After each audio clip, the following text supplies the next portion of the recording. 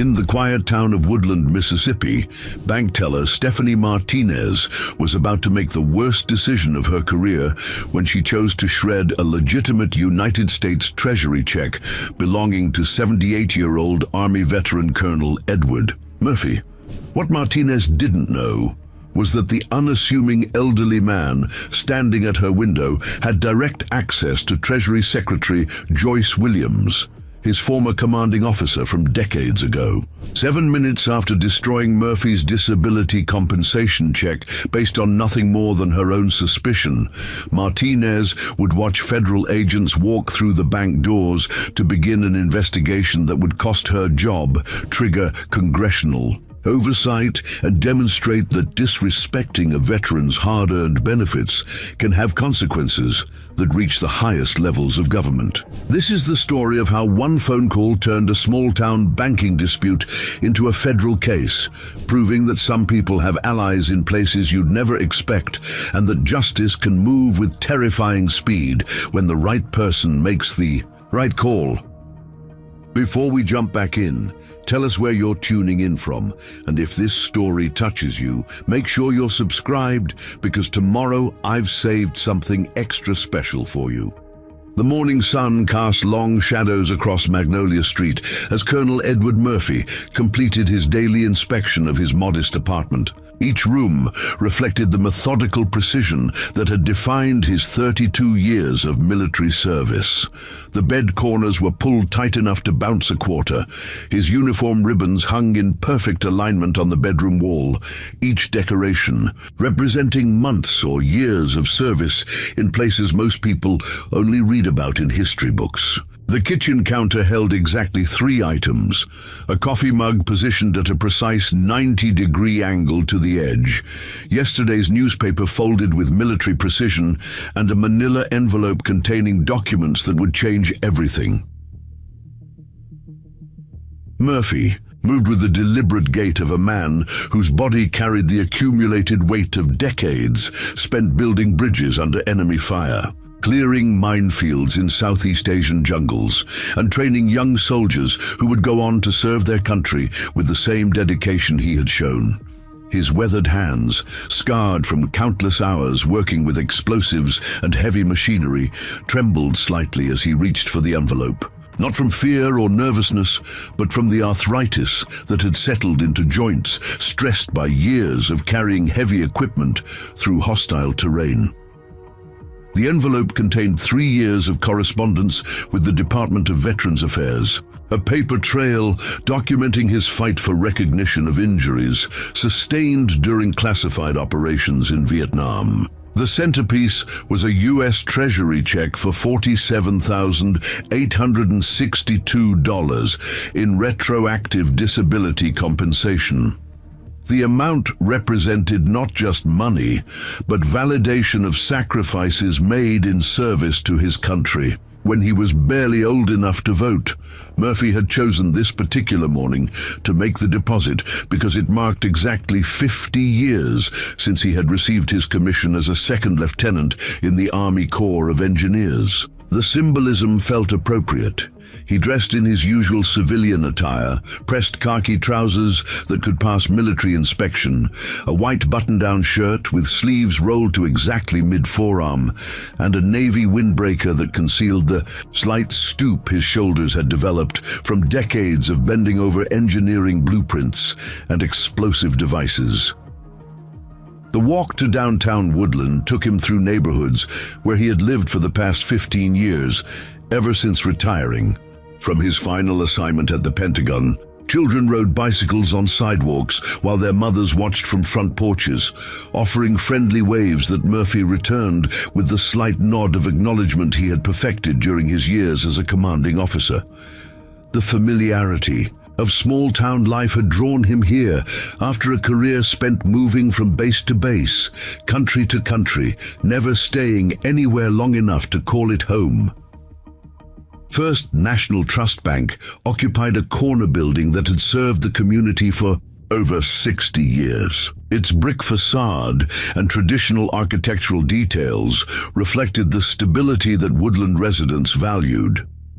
Murphy had maintained his account there since arriving in town, appreciating the personal service and the fact that most of the staff knew his name.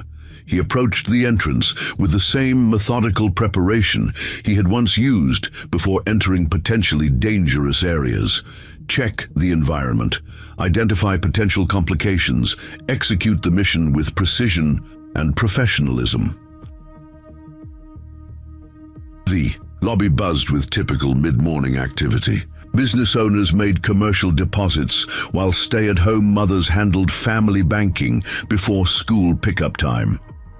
Murphy took his place in line behind Mrs. Eleanor Santos, an elderly widow who had become a familiar face during his weekly visits to deposit his pension check. She turned and offered a warm smile that creased her face into pleasant lines around her eyes. "Good morning, Colonel Murphy. How are you feeling today?" "Very well, thank you, Mrs. Santos. I hope your granddaughter is recovering from her surgery." "Oh, yes, she's doing much better. Thank you for asking. Such a nice young man, always remembering to ask about family." Their conversation continued in the comfortable rhythm of two people who had found friendship in the shared experience of aging in a small community. Mrs. Santos completed her transaction and moved toward the exit, pausing to pat Murphy's arm. In the maternal gesture that reminded him of his late wife, Margaret, Murphy stepped forward to the next available teller window. The nameplate read, "Stephanie Martinez, Customer Service Specialist." She appeared to be in her early 30s, with dark hair pulled back in a style that emphasized efficiency over fashion. Her smile carried the practiced warmth of someone trained in customer service protocols, but her eyes held a sharpness that suggested she took her responsibilities seriously, perhaps too seriously. "Good morning, sir. How can I help you today?" "Good morning, Miss Martinez. I'd like to make a deposit, please." Murphy placed the Treasury check on the counter, along with the deposit slip he had filled out with the same attention to detail he had once applied to munitions calculations. His account number was written in block letters that could be read clearly from across the room. The amount was documented in both numerals and written words, with no ambiguity about his intentions. Martinez picked up the check and immediately paused. Her expression shifted from professional courtesy to something approaching suspicion. She held the document up to the light, examining it with the intensity of someone who had discovered something unusual. Her fingers ran along the edges, testing the paper quality. She turned it over, looking for security features that might not be immediately visible. "This is quite a large amount, sir. May I ask what this payment is for?" "It's a disability compensation payment from the Department of Veterans Affairs. Retroactive payment for service-connected injuries. I see. And you're certain this is a legitimate government check?" Murphy felt the first stirring of annoyance, though his expression remained neutral. "Miss Martinez, that check was issued by the United States Treasury through the Department of Veterans Affairs. It's as legitimate as the currency in your cash drawer." Martinez continued her examination, running the check under an ultraviolet light that revealed security features invisible to the naked eye. She input the routing numbers into her computer system, waiting for verification that seemed to take longer than necessary. Her frown deepened as she studied whatever information appeared on her screen. "Sir, I'm seeing some irregularities here. The routing number format is different from what we usually see on government checks, and the paper stock feels unusual. I'm going to need to verify this with my supervisor before I can process the deposit. Miss Martinez, I've been banking here for 15 years. My account is in good standing, and I've never presented anything but legitimate documents. That check represents 3 years of correspondence with the VA, medical examinations, and bureaucratic processes that you couldn't imagine. I'd appreciate your treating it with the respect it deserves." The edge in Murphy's voice carried the authority of someone accustomed to being obeyed without question. Martinez, however, seemed unmoved by his obvious frustration. If anything, His reaction appeared to strengthen her suspicion that something was amiss. I understand your frustration, sir, but bank policy requires us to verify any check over a certain amount, especially when there are questions about authenticity. This will just take a few minutes. Martinez walked away from her window, carrying the check toward the office area where branch manager Donna Rodriguez could be seen through glass walls, speaking on the telephone. Murphy watched as Martinez knocked on the doorframe and waited for permission to enter. The conversation that followed was conducted in hushed tones, with both women occasionally glancing in his direction. Other customers in line began to show signs of impatience. A young mother with a crying infant shifted from foot to foot, checking her watch repeatedly. A businessman in a wrinkled suit tapped his fingers against his briefcase while stealing glances at his smartphone. Murphy remained motionless, hands clasped behind his back in the parade rest position that had become second nature during 3 decades of military service.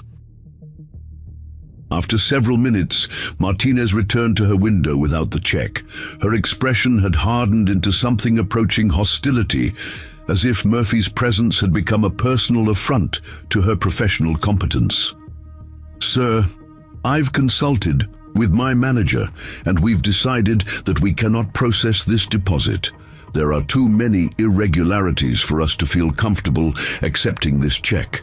You'll need to contact the issuing agency to have a replacement sent." "Miss Martinez, are you telling me that you're refusing to deposit a legitimate United States Treasury check into an account I've maintained at this bank for 15 years? I'm telling you that we cannot verify the authenticity of this document, and bank policy prevents us from accepting questionable instruments. If this is a legitimate payment, the VEA can issue a replacement check that meets our verification standards." Murphy felt something cold settle in his chest, a familiar sensation from his combat days when situations turned dangerous without warning. The casual dismissal of his integrity, the questioning of a government document, and the implication that he might be attempting some form of fraud combined to create a level of disrespect he had not experienced since leaving military service. "I'd like to speak with your manager." "She's in agreement with my assessment. This check doesn't meet our standards for acceptance." The finality in Martinez's voice suggested that further discussion would be pointless.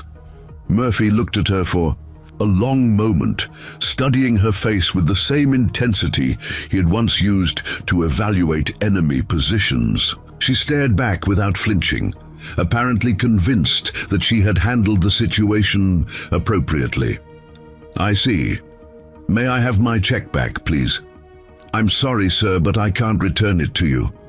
When we identify a potentially fraudulent document, bank policy requires us to retain it and report it to the appropriate authorities. You're confiscating my government check? We're following established procedures for suspicious documents. If you believe this is a legitimate payment, you can contact the VA to request a replacement and provide documentation proving its validity." Murphy felt the world shift around him, the same disorienting sensation he had experienced decades ago, when stepping on what turned out to be unstable ground near a riverbank in Vietnam. The solid foundation of assumption and expectation had given way to something far more dangerous than simple inconvenience. Telling and preparing this story took us a lot of time, so if you are enjoying it, subscribe to our channel. It means a lot to us. Now, back to the story. The silence that followed Martinez's declaration stretched like a taut wire ready to snap. Murphy stood perfectly still, processing what he had just heard with the same methodical analysis he had once applied to diffusing unexploded ordnance. The bank's air conditioning hummed overhead, while other customers pretended not to notice the tension radiating from the air teller window. A toddler's babbling provided the only innocent sound in an atmosphere that had suddenly become charged with unspoken conflict. "Miss Martinez, Murphy said, his voice carrying the measured tone of a man accustomed to dealing with life and death situations. "I need you to understand something very clearly. That document you're holding is not just a piece of paper. It represents compensation for injuries I sustained while serving my country. Injuries that occurred during operations I still cannot discuss due to their classified nature. When you question its authenticity, you're not just doubting a financial instrument. You're questioning my integrity and the integrity of the United States government." Martinez shifted uncomfortably, but maintained her position behind the bulletproof glass that separated bank employees from customers. Her computer screen reflected blue light across her face, giving her an almost ethereal appearance as she typed additional notes into whatever system tracked suspicious activities. The keyboard clicks echoed in the small space like distant gunfire, each keystroke another nail in the coffin of what should have been a routine transaction. "Sir, I understand you're upset, but I have to follow bank policy. We see a lot of sophisticated forgeries these days, and elderly customers are often targeted by scammers who create convincing fake checks. I'm actually trying to protect you from being victimized by criminals who prey on veterans." The condescension in her voice hit Murphy like a physical blow. The suggestion that he, a man who had spent 3 decades in positions requiring the highest security clearances, could be duped by common criminals was more insulting than her initial suspicion about the check. His hands, which had remained steady while disarming explosives under enemy fire, began to tremble with controlled anger. Behind Murphy, the line of waiting customers had grown longer. A farmer in overalls tapped his weathered boot against the marble floor, creating a rhythm that matched Murphy's elevated heartbeat.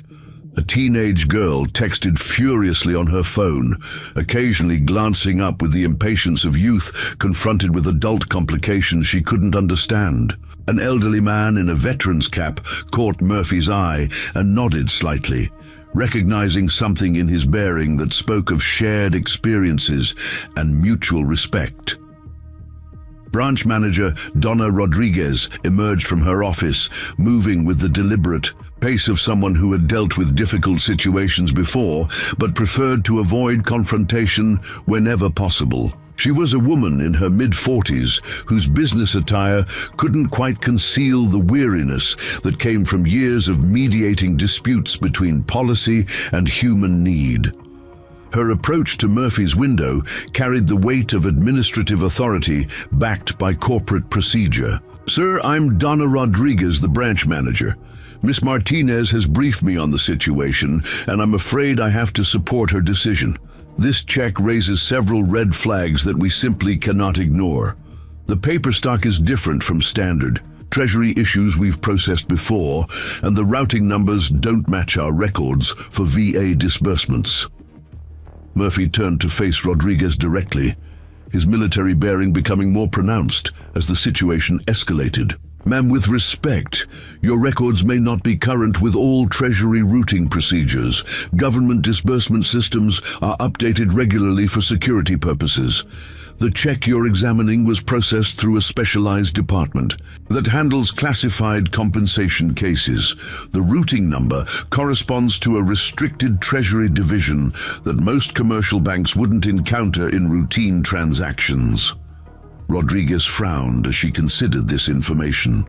Her expression suggested she was beginning to recognize that the situation might be more complex than her teller had initially reported. However, the weight of bank policy and the fear of potential liability continued to influence her decision-making process.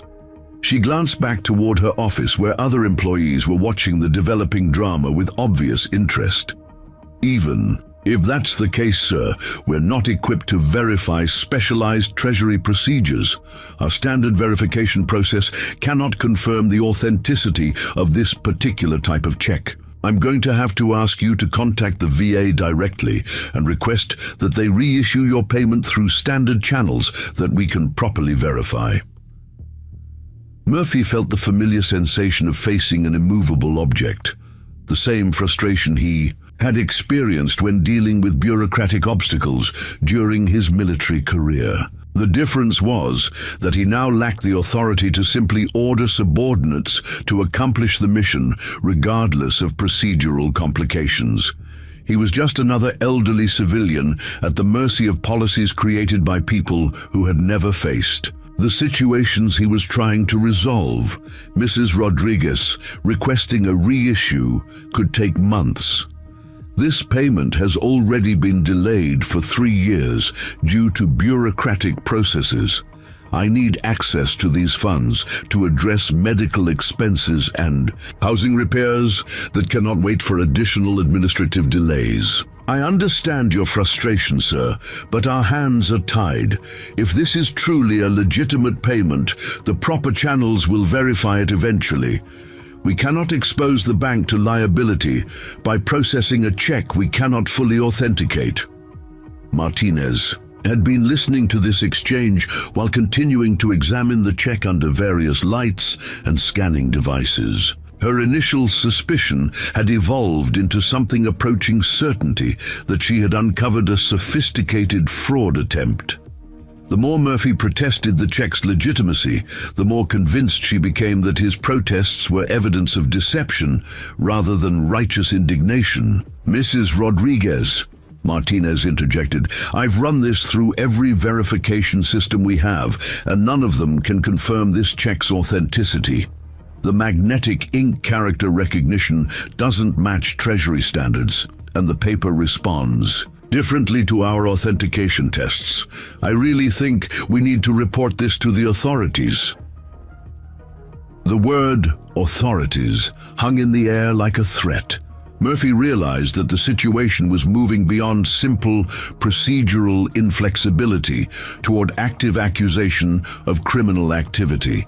The bank employees were no longer just refusing to process his check. They were suggesting that he was attempting to commit fraud. The implications went far beyond financial inconvenience to potential damage to his reputation and standing in the community. Miss Martinez, Murphy said, his voice dropping to the quiet intensity that had once commanded immediate attention from entire battalions. Before you make any reports to anyone, I strongly suggest you reconsider your position. This check is legitimate, and any report suggesting otherwise will constitute a false accusation against a decorated veteran. The consequences of such action extend far beyond this bank branch. Martinez interpreted Murphy's warning as further evidence of suspicious behavior. In her experience, legitimate customers might get frustrated or upset, but they didn't issue veiled threats about consequences. The authority in his voice, which was meant to convey his serious concern about the situation, instead convinced her that she was dealing with someone who might become dangerous if his fraud attempt was exposed.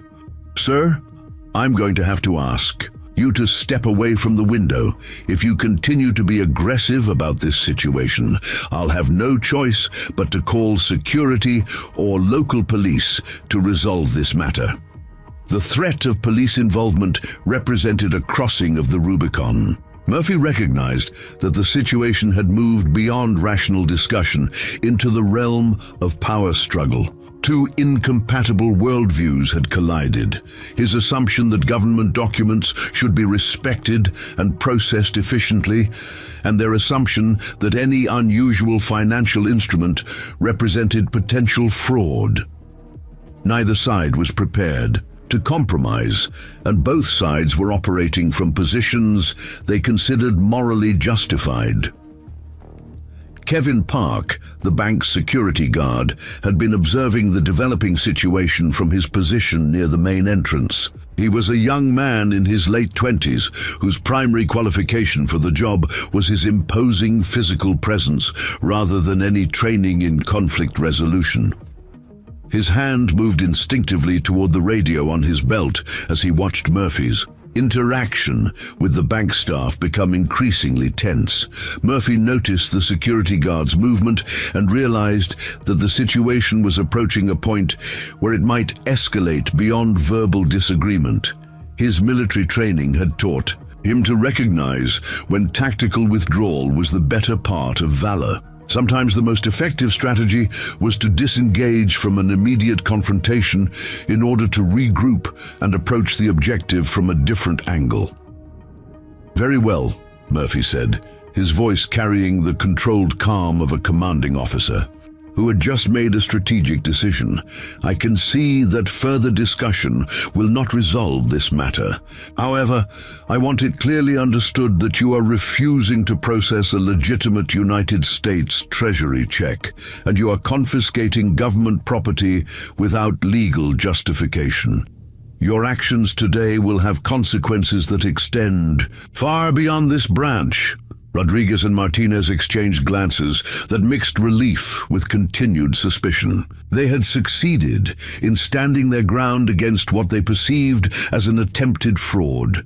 But Murphy's continued insistence on the check's legitimacy and his references to consequences suggested that the matter might not be resolved as easily as they hoped. "We're simply following established procedures, sir," Rodriguez replied. "If you have concerns about our handling of this matter, you're welcome to contact our customer service department or file a complaint with our corporate headquarters. We're confident that our actions are justified and appropriate." Murphy nodded, slowly, as if acknowledging the positions that had been taken by all parties. He straightened his shoulders and adjusted his windbreaker with the precise movements of someone preparing to execute a carefully planned operation. The other customers in line watched as he walked toward the bank's exit with the measured pace of a man who knew exactly what he intended to do next. The glass doors of First National Trust Bank closed behind Murphy with a soft, pneumatic whisper that seemed to seal the fate of everyone involved in the morning's confrontation. Martinez and Rodriguez returned to their respective duties, confident that they had handled a potentially dangerous situation according to proper procedures. They had no way of knowing that Murphy's measured withdrawal was not a retreat, but rather the opening move in a much larger engagement that would bring forces they could not imagine to bear on their small-town bank. Murphy walked slowly toward a wooden bench positioned near the bank's entrance, a piece of municipal furniture that provided a clear view of the building's main doors, while offering a comfortable place to sit and think. He lowered himself onto the bench with the careful movements of a man whose joints reminded him daily of decades spent in physically demanding service. The morning sun warmed his face as he reached into his jacket pocket and withdrew a small, well-worn address book that contained contact information accumulated over 30 years of military service. Murphy's weathered fingers traced through pages of his address book with the practiced efficiency of someone who had memorized every entry. Through years of necessity, names, phone numbers, and brief notations filled each line in his precise handwriting, representing a network of relationships forged in foxholes, command bunkers, and Pentagon briefing rooms. Most of these contacts had remained dormant for years, maintained through occasional Christmas cards and memorial service attendance, but never forgotten and never deleted. He paused at a page marked with a small red star in the corner, a notation system he had developed to identify contacts who occupied positions of significant authority within the federal government. The entry read simply, Joyce Williams, Treasury, followed by 2 phone numbers. One was labeled Office and the other Direct. Below that, in Murphy's characteristic block letters, was a note that read, Second Lieutenant Williams, Bravo Company, excellent officer, owes me for Mekong Bridge incident. The Mekong Bridge incident had occurred 37 years ago, when Murphy was a master sergeant and Joyce Williams was a newly commissioned second lieutenant fresh out of officer candidate school. Williams had been assigned to Murphy's engineering unit during a critical operation to establish a temporary bridge crossing under enemy fire.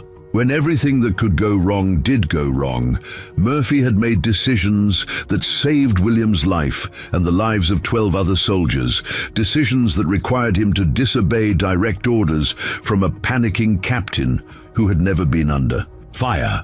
Williams had never forgotten that Murphy's experience and courage had prevented what could have been a catastrophic loss of life. She had made a point of staying in contact with him throughout their respective careers, watching with professional respect as he rose through the enlisted ranks while she climbed the officer hierarchy. When she transitioned from military service to civilian government positions, she had maintained that connection, understanding that some debts could never be fully repaid but should always be acknowledged. Murphy pulled out his cell phone, a basic model that reflected his practical approach to technology. He preferred devices that performed their intended function without unnecessary complications, just as he had always preferred equipment that worked reliably under adverse conditions. The phone's simple interface allowed him to dial without consulting instruction manuals or navigating through multiple menu screens that seemed designed to frustrate users his age. He selected the number labeled Direct and pressed the call button. The phone rang twice before a crisp, professional voice answered with the efficiency that Murphy remembered from their military days together. Treasury Secretary Williams' office. This is Deputy Secretary Anderson. How may I help you? Good morning, Mr. Anderson. This is Colonel Edward Murphy, United States Army, retired. I need to speak with Secretary Williams directly regarding the destruction of a Treasury disbursement by a commercial banking institution in Mississippi. This is a matter requiring immediate attention at the highest level. Anderson's voice shifted from routine politeness to sharp attention. Treasury secretaries received very few phone calls from military retirees claiming urgent business, and fewer still that mentioned destruction of Treasury instruments. His training in crisis management kicked in as he recognized potential indicators of a significant problem that could require rapid response. Colonel Murphy, can you provide me with more specific details about this incident? What type of Treasury disbursement was involved, and what do you mean by destruction? A VA disability compensation check in the amount of $47,862 was physically shredded by a bank teller at First National Trust Bank in Woodland, Mississippi, approximately 15 minutes ago. The teller claimed the check appeared fraudulent despite proper Treasury routing numbers and security features. The bank manager supported this decision and refused to return the destroyed check or process the transaction. Anderson felt a cold knot form in his stomach as he processed this information. The destruction of Treasury instruments by unauthorized parties was a federal offense that fell under multiple jurisdictions, including Treasury enforcement, federal, banking oversight, and potentially criminal investigation. The fact that it involved a veteran's disability compensation added political and public relations dimensions that could escalate rapidly if not handled properly. Colonel Murphy, please hold while I connect you directly to Secretary Williams. She will want to speak with you personally about this matter. The phone went silent for perhaps 30 seconds, during which Murphy watched the continued activity inside the bank through the large plate glass windows. Martinez had returned to serving other customers with apparent normalcy, while Rodriguez had retreated to her office, where she could be seen speaking animatedly on the telephone. Neither woman showed any sign of recognizing the magnitude of what they had done or the forces they had set in motion. Murphy, is that really you, you old soldier? The familiar voice carried across 3 decades of separation with the warmth and authority that Murphy remembered. Joyce Williams had been promoted far beyond her modest beginnings as a second lieutenant, but she had never lost the ability to connect with the people who had shaped her early military experience. Her rise through the ranks had been meteoric, from company-grade officer to cabinet-level appointment, but she maintained personal relationships with those who had earned her respect through shared hardship. "Good morning, Madam Secretary. I apologize for disturbing you with this matter, but I believe it requires your immediate attention. A bank in Mississippi has just destroyed a legitimate Treasury check and refused to process my VA disability compensation." Williams's voice took on the edge that Murphy remembered from situations when she was forced to deal with incompetence or insubordination. "They destroyed a Treasury check. Edward, I need you to give me every detail of what happened, starting from the beginning. Don't leave anything out." Murphy provided a concise but comprehensive briefing using the reporting format that had been drilled into him during decades of military service. He covered the timeline of events, the names and positions of the individuals involved, the specific objections raised by the bank staff, and their final decision to confiscate and destroy the check. He spoke without emotion or editorial comment, presenting facts in the order they had occurred, and allowing Williams to draw her own conclusions about appropriate responses. When Murphy finished his report, Williams remained silent for several long moments. Murphy could hear the faint sound of papers rustling and computer keys clicking as she apparently made notes or accessed information systems that would provide additional context for the situation he had described. "Edward, this is absolutely unacceptable. No commercial bank has the authority to destroy Treasury instruments based on their own suspicions, regardless of their internal policies. What they've done constitutes interference with federal disbursement procedures and potentially rises to the level of theft of government property. I'm going to mobilize immediate response through multiple channels." Murphy felt a familiar sense of relief that came from reporting a serious problem to competent authority and knowing that appropriate action would be taken. "Ma'am, I appreciate your assistance, but I don't want to create problems that exceed the scope of this incident." "Edward, you're not creating problems. You're reporting problems that already exist and need to be addressed before they affect other veterans or other Treasury disbursements. This bank's actions suggest systemic failures in their procedures that could impact many other legitimate government payments. We have a responsibility to ensure that Treasury instruments are treated with proper respect by all financial institutions." William's voice took on the crisp decisiveness that Murphy remembered from combat situations when rapid response was essential. "I'm going to dispatch Treasury enforcement personnel to that bank immediately. Agent Nancy Thompson from our inspector general's office is currently in Jackson handling another matter, and she can be in Woodland within 2 hours. I'm also notifying federal banking oversight authorities and our internal security division."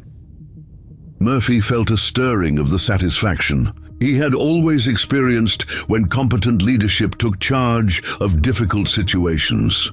"What do you need from me, ma'am? Stay exactly where you are. Agent Thompson will want to interview you as the primary witness to this incident.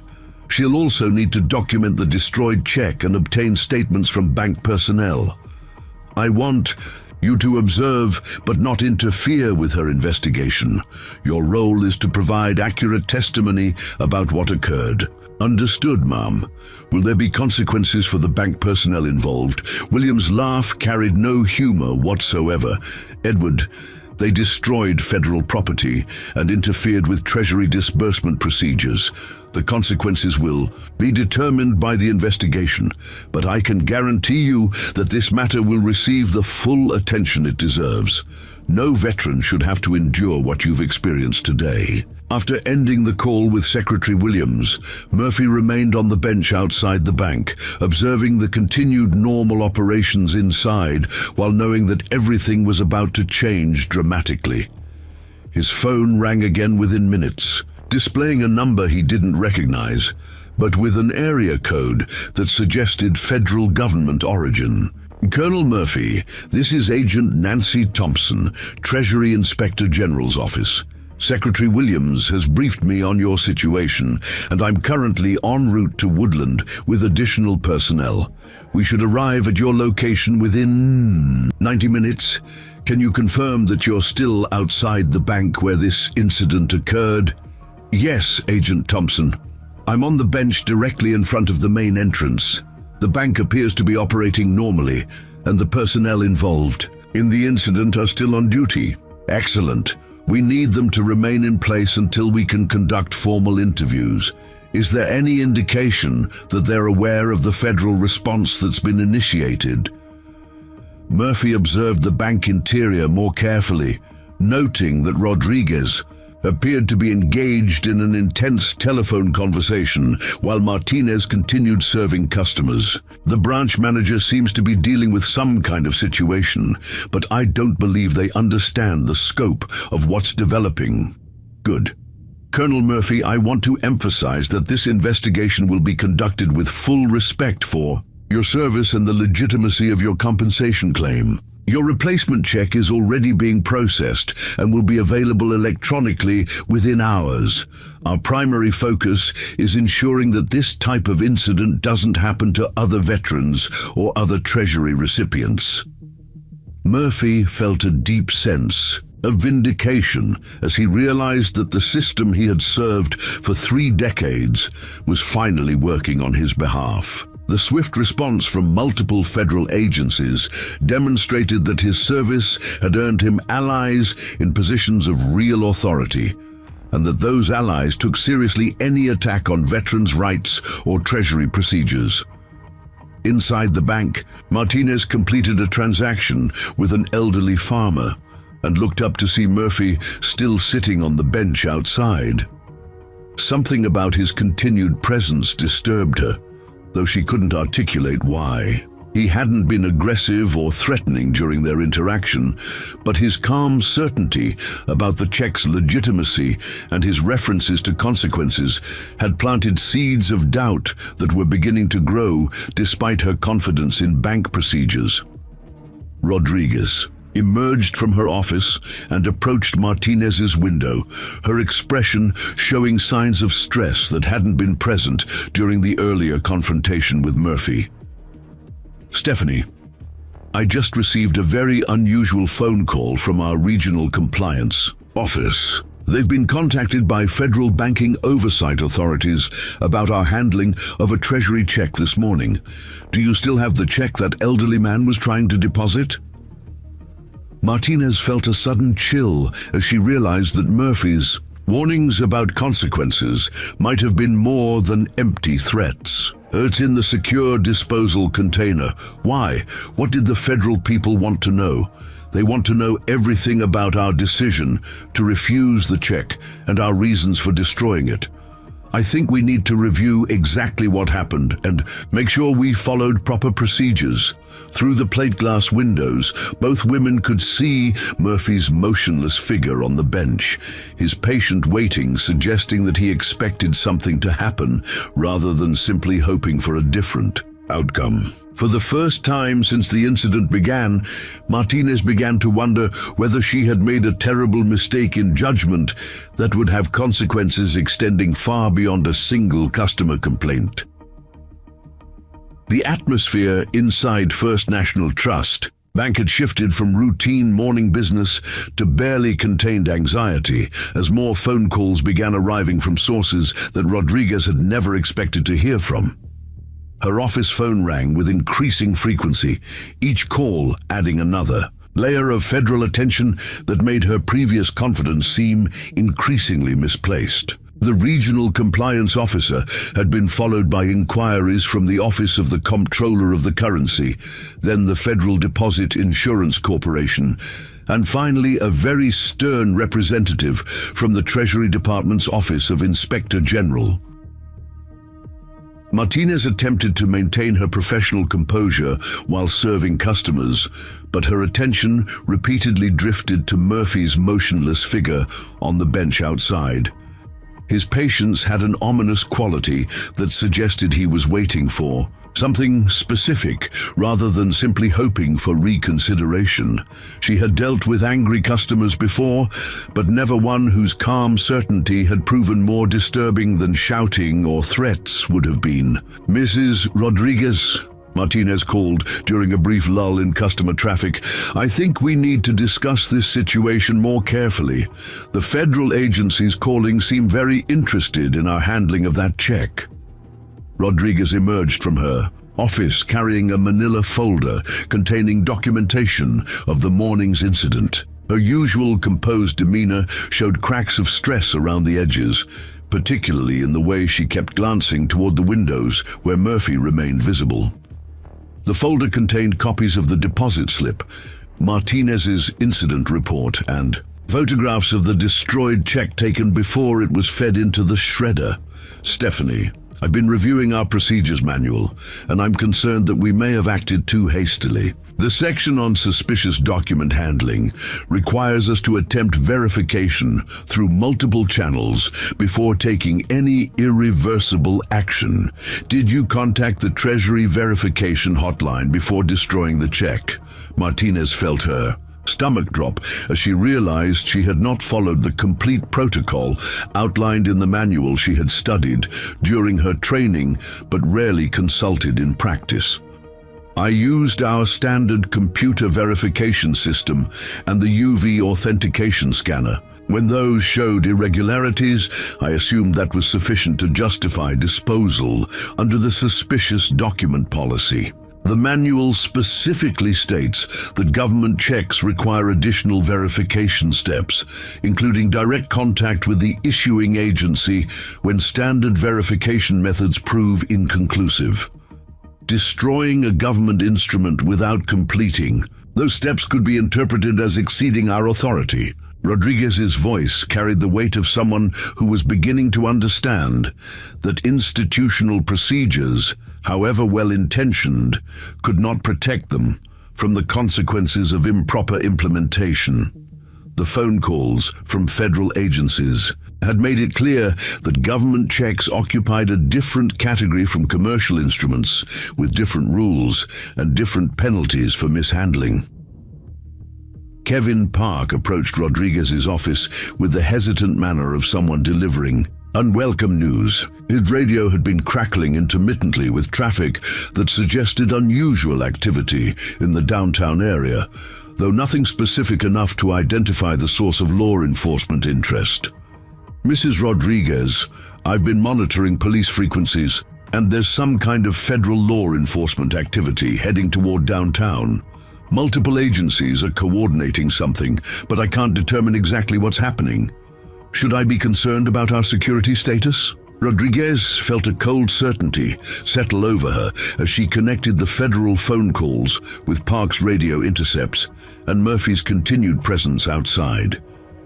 The convergence of these factors painted a picture that she had been trying to avoid. Acknowledging their decision to destroy Murphy's check had triggered a federal response of unknown magnitude. "Kevin, I want you to monitor the situation closely and keep me informed of any law enforcement vehicles approaching the bank. Also, please ensure that all security cameras are functioning properly and that we have complete recordings of this morning's transactions." Park nodded and returned to his position near the main entrance, his attention now divided between routine security monitoring and the growing certainty that routine was about to be disrupted. His hand rested unconsciously on his radio as he scanned the street for signs of the federal activity his equipment had detected. Inside the bank, the normal rhythm of business continued with an undercurrent of tension that affected staff and customers alike. The tellers processed transactions with mechanical efficiency while stealing glances at Rodriguez's office and the windows overlooking Murphy's bench. Customers sensed the subdued atmosphere without understanding its source, completing their business more quickly than usual and leaving with puzzled expressions. Mrs. Eleanor Santos returned to the bank after realizing she had forgotten to deposit a social security check during her earlier visit. She noticed Murphy on the bench and approached him with the maternal concern that had characterized their previous interactions. "Colonel Murphy, are you feeling all right? You've been sitting out here for quite a while. Is everything okay with your banking?" Murphy looked up at the elderly woman whose genuine kindness provided a stark contrast to the institutional indifference he had experienced inside the bank. "Mrs. Santos, I'm fine, thank you. I'm waiting for some colleagues to arrive to help resolve a problem with my transaction. It may take a little while longer. Oh, I hope it's nothing serious. The bank staff is usually very helpful with problems. Maybe I could speak to someone for you." "That's very kind of you, but this particular problem requires specialized assistance. I have people coming who are trained to handle these types of situations." Mrs. Santos patted Murphy's shoulder with the same maternal gesture she had used earlier, then walked toward the bank entrance. She paused at the doors and looked back at Murphy with an expression of concern that suggested she sensed more complexity in the situation than his polite explanation had revealed. Inside the bank, Martinez watched Mrs. Santos approach her window with a warm smile that felt increasingly difficult to maintain. The elderly woman's presence reminded her that the morning's incident involved real people with real needs, not just abstract policy considerations. "Good morning again, Mrs. Santos. How can I help you?" "I forgot to deposit my Social Security. Check earlier, dear. I was so busy chatting with Colonel Murphy that it slipped my mind. He's such a nice man, always asking about my family. Is he having problems with his banking today? He's been sitting outside for quite a while." Martinez hesitated, uncertain how much information she should share about ongoing situations. He had some questions about a transaction that required additional review. These things sometimes take time to resolve properly. I do hope you can help him. He's been through so much in his life, serving our country and losing his dear wife Margaret last year. Veterans deserve our very best treatment, don't you think? The casual mention of Murphy's deceased wife and his military service hit Martinez with unexpected force. Throughout the morning's confrontation, she had focused on procedural requirements and potential fraud indicators without considering the human context of the situation. Mrs. Santos's words reminded her that Murphy was not an abstract policy challenge, but a real person with a history of service and sacrifice. "Of course, Mrs. Santos, we always try to provide excellent service to all our customers, especially our veterans." "I'm sure you do, dear. Colonel Murphy mentioned that some colleagues are coming to help with his problem. I hope they can sort everything out quickly." Martinez felt a new chill as she processed this information. Murphy's reference to colleagues suggested that he had contacted people about the incident, though she had assumed he would simply accept the bank's decision and seek resolution through normal channels. The possibility that he had reached outside resources added another dimension to a situation she had thought was concluded. After Mrs. Santos completed her transaction and left the bank, Martinez approached Rodriguez's office with growing urgency. The combination of federal phone calls, law enforcement radio traffic, and Murphy's continued presence with expected colleagues painted a picture that demanded immediate attention. "Mrs. Rodriguez, Mrs. Santos just told me that Colonel Murphy mentioned colleagues coming to help with his problem.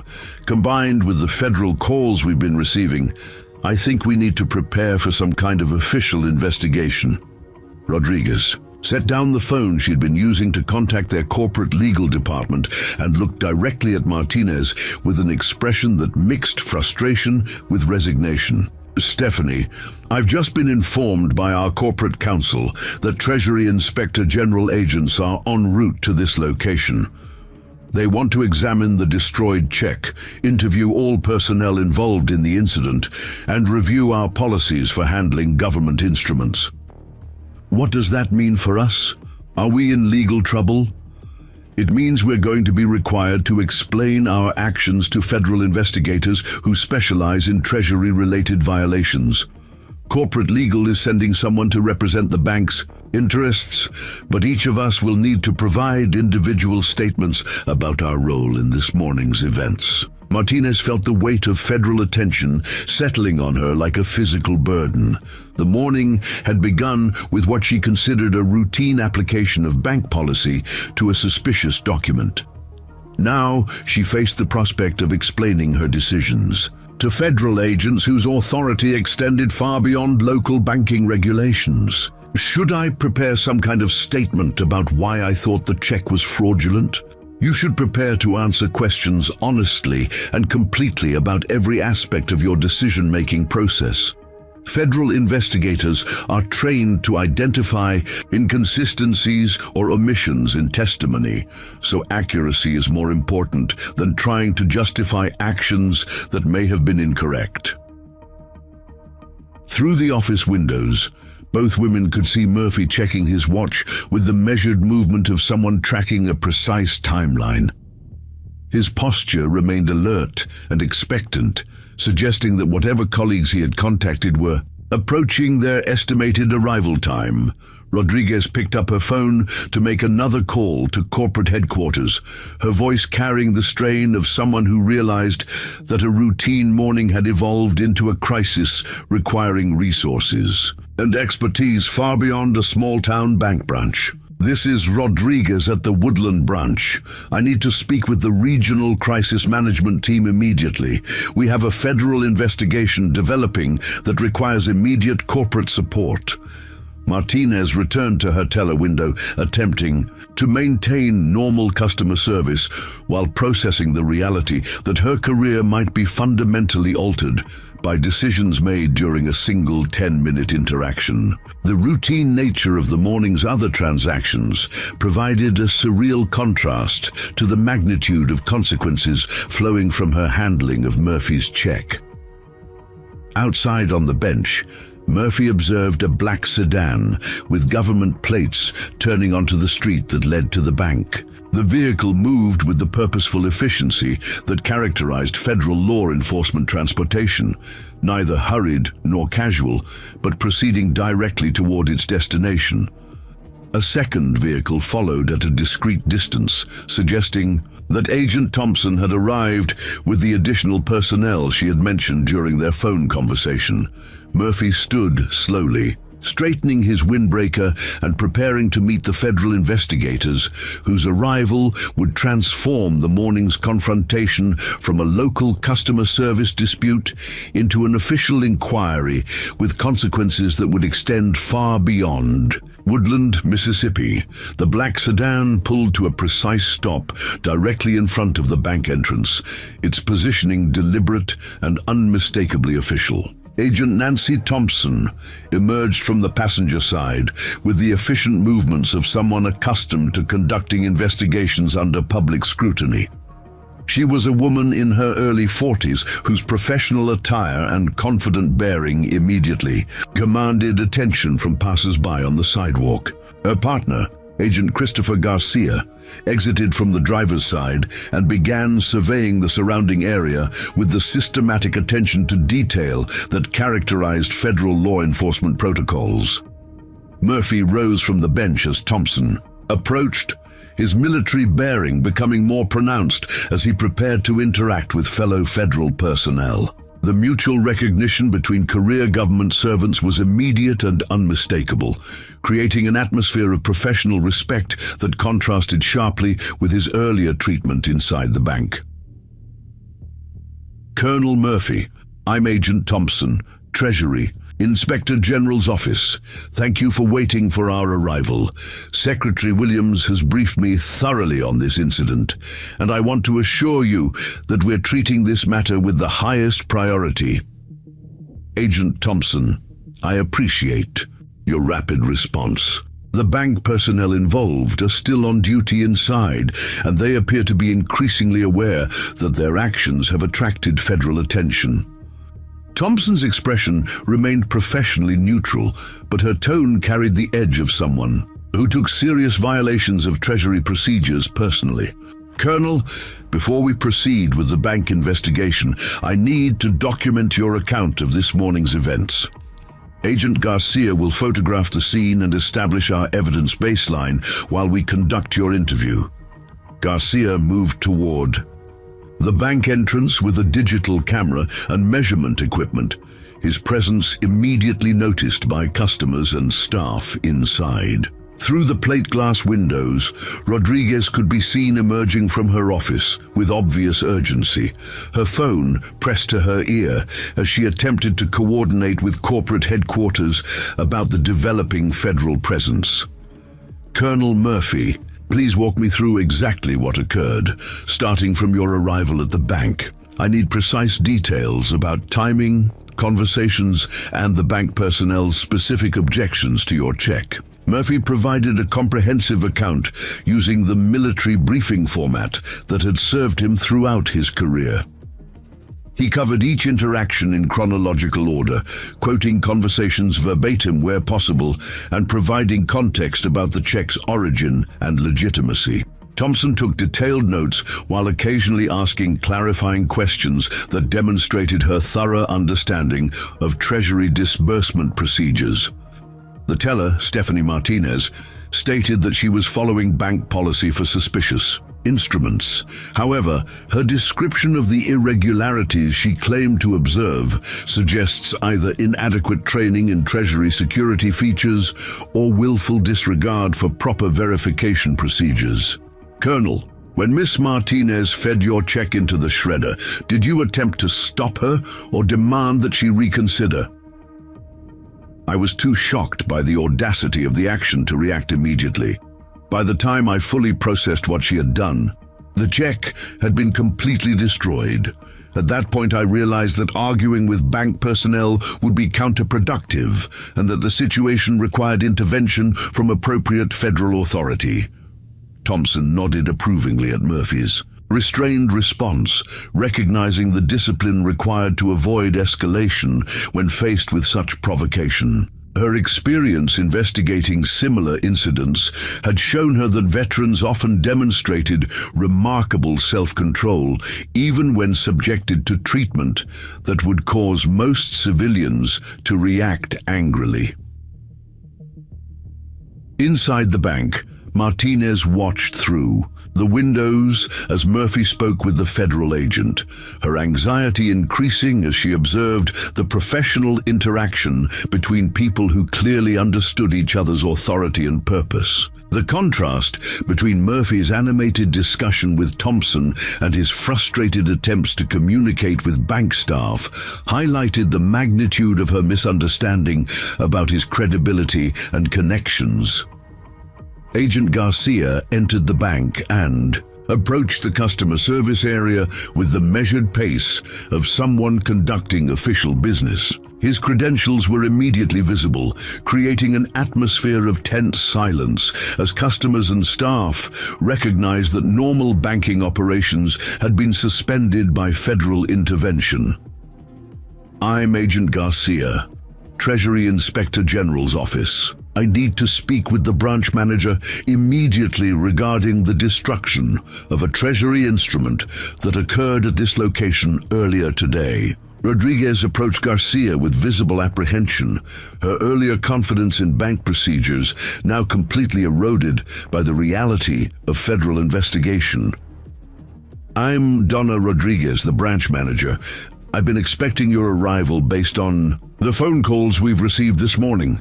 Mrs. Rodriguez, this is now an official federal investigation into potential violations of Treasury regulations and federal banking oversight requirements. I need to secure all evidence related to this incident, including the destroyed check, security camera footage, and documentation of your decision-making process. Agent Garcia, the check was disposed of through our secure document destruction system. We have photographs and incident reports documenting the reasons for our actions." Garcia's expression hardened as he processed this information. "Mrs. Rodriguez, you understand that destroying Treasury instruments without proper authorization constitutes interference with federal disbursement procedures. The photographs and reports will be evidence of the violation, not justification for the action. Rodriguez felt the ground shifting beneath her as she realized that what she had considered prudent banking practice was being characterized as potential criminal activity. We followed our established procedures for handling suspicious documents. Our policies are designed to protect both the bank and our customers from fraudulent instruments. Your bank policies do not supersede federal law, Mrs. Rodriguez. Treasury instruments require specific handling procedures that cannot be modified by individual financial institutions. I need to examine your policy manual and determine whether your staff received proper training in federal requirements. Martinez approached the conversation with the hesitant manner of someone who realized her actions were under federal scrutiny. Agent Garcia, I'm Stephanie Martinez, the teller who handled the transaction. I followed the training I received about identifying potentially fraudulent checks. Miss Martinez, what specific training did you receive regarding Treasury checks? With specialized routing numbers? Did your training cover procedures for verifying government instruments through Treasury hotlines? Martinez felt her credibility crumbling as she realized her training had been inadequate for the situation she had encountered. My training covered general fraud detection and standard verification procedures. I don't recall specific instruction about specialized Treasury routing numbers or verification hotlines. Garcia made detailed notes about the training deficiencies while observing Martinez's increasing recognition that she had been expected to handle situations for which she had not been properly prepared. The investigation was revealing institutional failures that extended beyond individual employee errors to systematic problems with bank procedures and staff preparation. Miss Martinez, I need you to show me exactly where the destroyed check was disposed of and provide me with all documentation related to your decision to destroy it.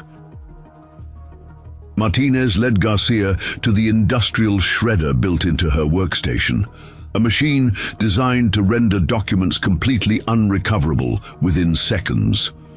The finality of the destruction process meant that physical evidence of the check's authenticity could never be restored, leaving only secondary documentation and witness testimony to establish the facts of the incident. The check went through this shredder approximately 2 hours ago. Once the process is complete, the paper is reduced to particles too small to reconstruct. We have photographs taken before destruction, and my incident report describing the irregularities. I observed. Garcia examined the shredder mechanism and photographed the disposal area as part of his evidence collection process. Miss Martinez, did you consider alternative methods of handling your suspicions that would have preserved the check for proper verification?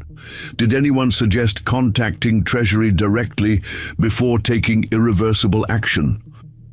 I consulted with Mrs. Rodriguez, and we agreed that the irregularities justified disposal under our suspicious document policy. Neither of us thought to contact Treasury directly because our procedures didn't specifically require it for checks that failed our standard verification tests. Garcia's documentation of the decision-making process revealed a pattern of institutional failure that would require comprehensive remediation to prevent future incidents. The bank's procedures had created a situation where well-intentioned employees could violate federal law while believing they were following proper protocols. Outside the bank, Thompson concluded her interview with Murphy and began coordinating with additional federal personnel who had arrived to assist with the investigation. The Treasury Inspector General's office had dispatched a complete investigative team that included specialists in banking compliance, documentary evidence analysis, and federal law enforcement coordination. Colonel Murphy, your replacement check has been expedited and will be available through electronic transfer within 6 hours. The Treasury Department is also implementing immediate notification procedures to prevent similar incidents at other financial institutions. Your experience is helping us identify and correct systematic problems that could affect thousands of other veterans. Murphy felt a deep sense of satisfaction as he realized that his individual problem was being addressed within the context of broader institutional reform. Agent Thompson, I appreciate not just the resolution of my personal situation, but the assurance that other veterans won't face similar treatment. Colonel, cases like this remind us why federal oversight exists. Private institutions cannot be permitted to interfere with government operations based on their own interpretations of proper procedure. The consequences for this bank will serve as a clear message to the entire banking industry about respecting Treasury instruments. Thompson's radio crackled with communications from her team inside the bank, reporting their findings about training, deficiencies, procedural failures, and the destruction of federal property. Each report added another layer to an investigation that was revealing systemic problems requiring comprehensive federal intervention. Agent Thompson to all units. We have confirmed destruction of a Treasury instrument and documentation of inadequate staff training in federal requirements. Prepare for extended investigation including policy review, staff interviews, and coordination with federal banking oversight authorities. Inside the bank, the normal rhythm of business had been completely suspended as federal agents conducted interviews, examined procedures, and documented evidence of regulatory violations. Customers were politely redirected to other banking locations, while staff members prepared to provide individual statements about their role in the morning's events.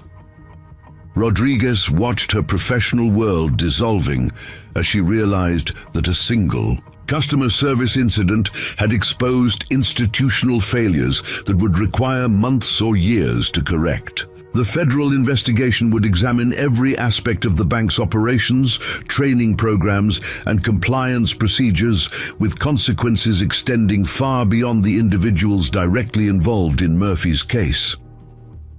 Martinez sat at her workstation, no longer processing transactions, but instead reviewing her memory of the morning's events and preparing to answer detailed questions about decisions that had seemed reasonable at the time, but now appeared to violate multiple federal regulations. The career she had built over several years of banking experience faced an uncertain future as federal investigators documented the extent of her procedural errors and training deficiencies.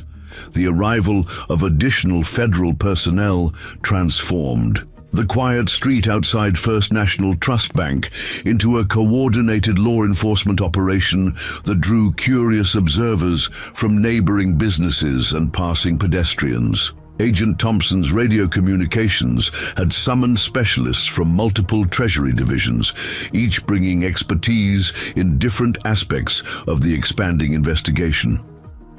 The Office of the Comptroller of the Currency had dispatched banking compliance experts, while the Federal Deposit Insurance Corporation sent representatives to evaluate the bank's overall adherence to federal regulations.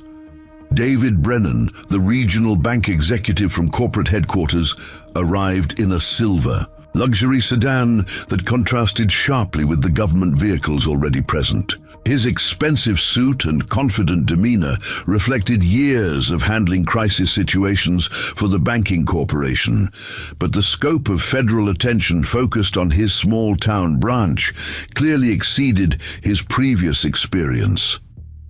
Brennan's phone had been ringing continuously during his drive from Jackson as corporate legal counsel, public relations specialists, and senior executives demanded immediate updates on a situation that threatened the bank's federal operating licenses. Agent Thompson, Brennan announced as he approached the federal command area.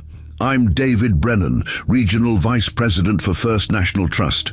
Our corporate legal team is en route, and we're prepared to cooperate fully with your investigation, while protecting our employees' rights during questioning. Thompson looked up from her evidence documentation with the measured attention she reserved for institutional representatives who arrived claiming cooperation while simultaneously asserting protective positions. Mr. Brennan, this investigation involves potential federal crimes related to the destruction of Treasury property. Your employees will be advised of their rights, but cooperation means providing complete and accurate information about bank policies, training procedures, and decision-making processes that led to this incident.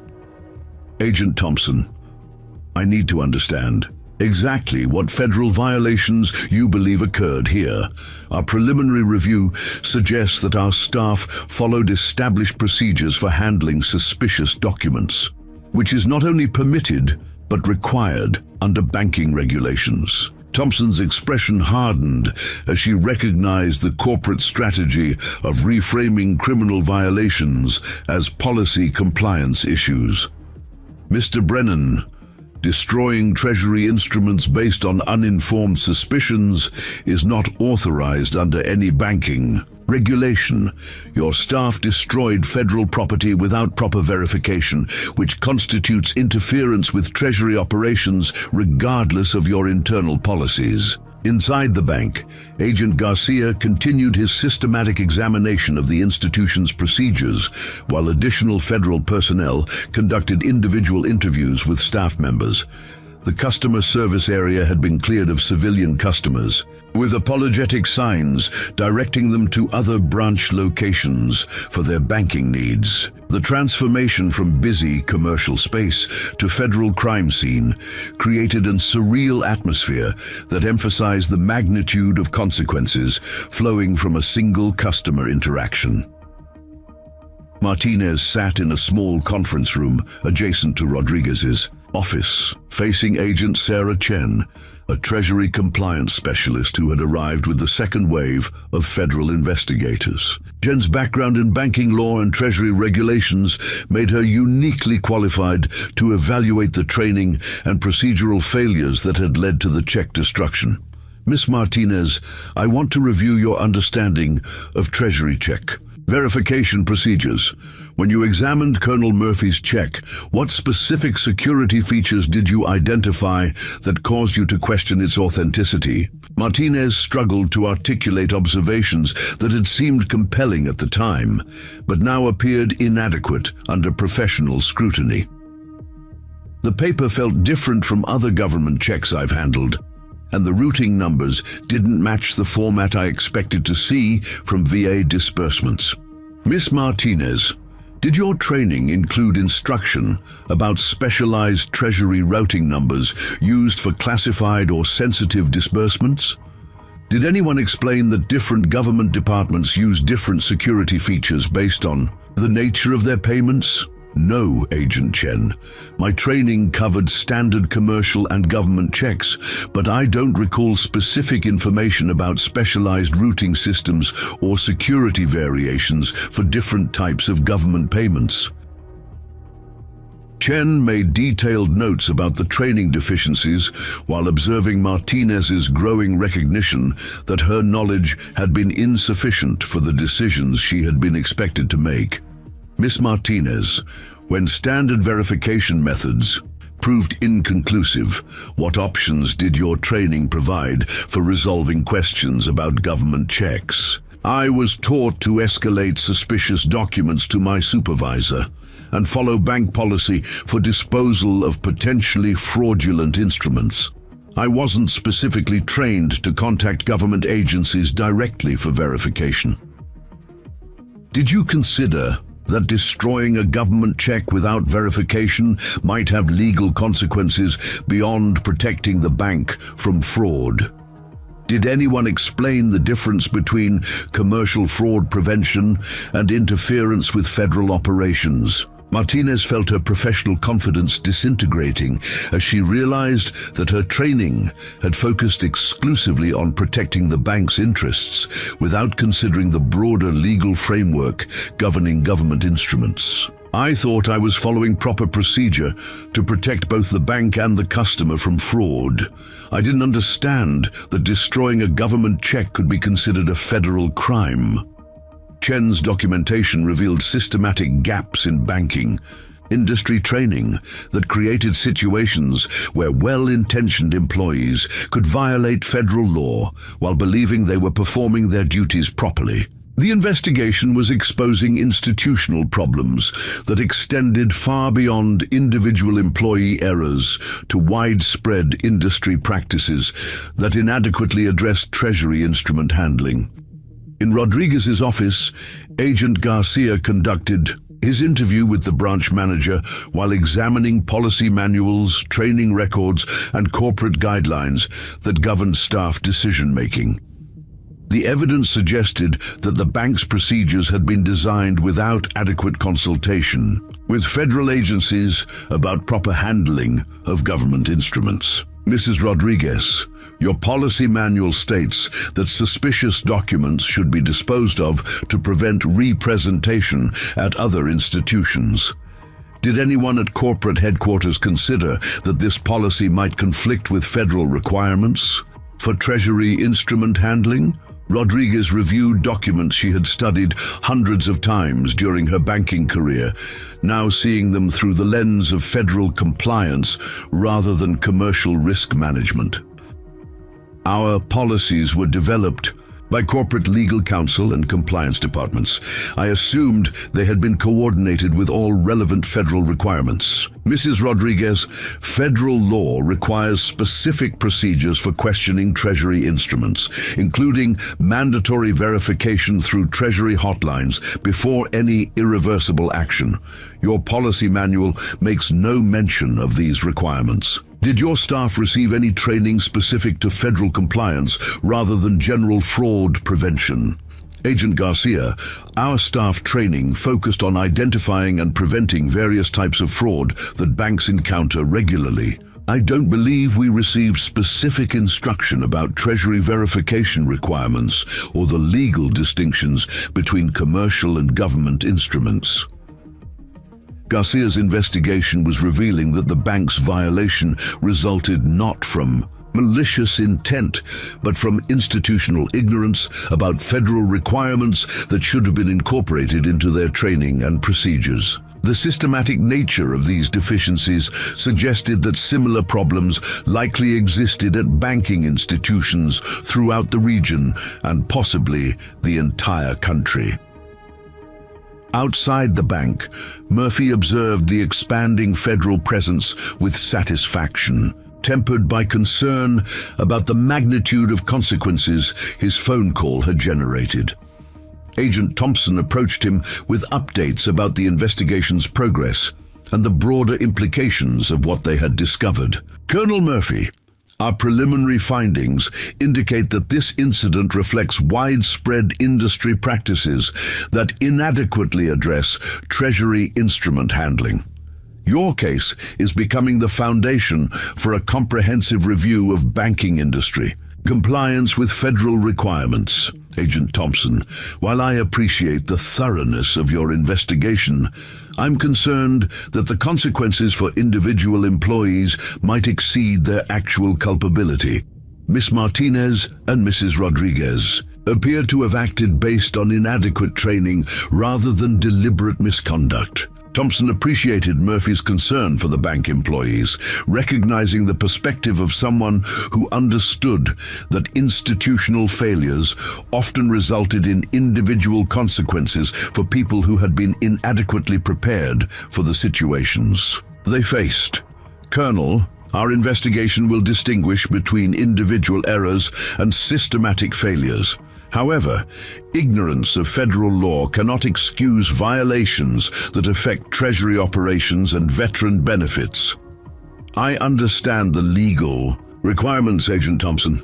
I'm simply suggesting that the primary responsibility lies with institutions that failed to provide proper training rather than individuals who acted on insufficient information. Thompson's radio crackled with reports from her team inside the bank. providing updates about training deficiencies, policy gaps, and the scope of compliance failures they were documenting. Each report confirmed that the problems extended beyond simple procedural errors to fundamental misunderstandings about the relationship between commercial banking practices and federal government operations.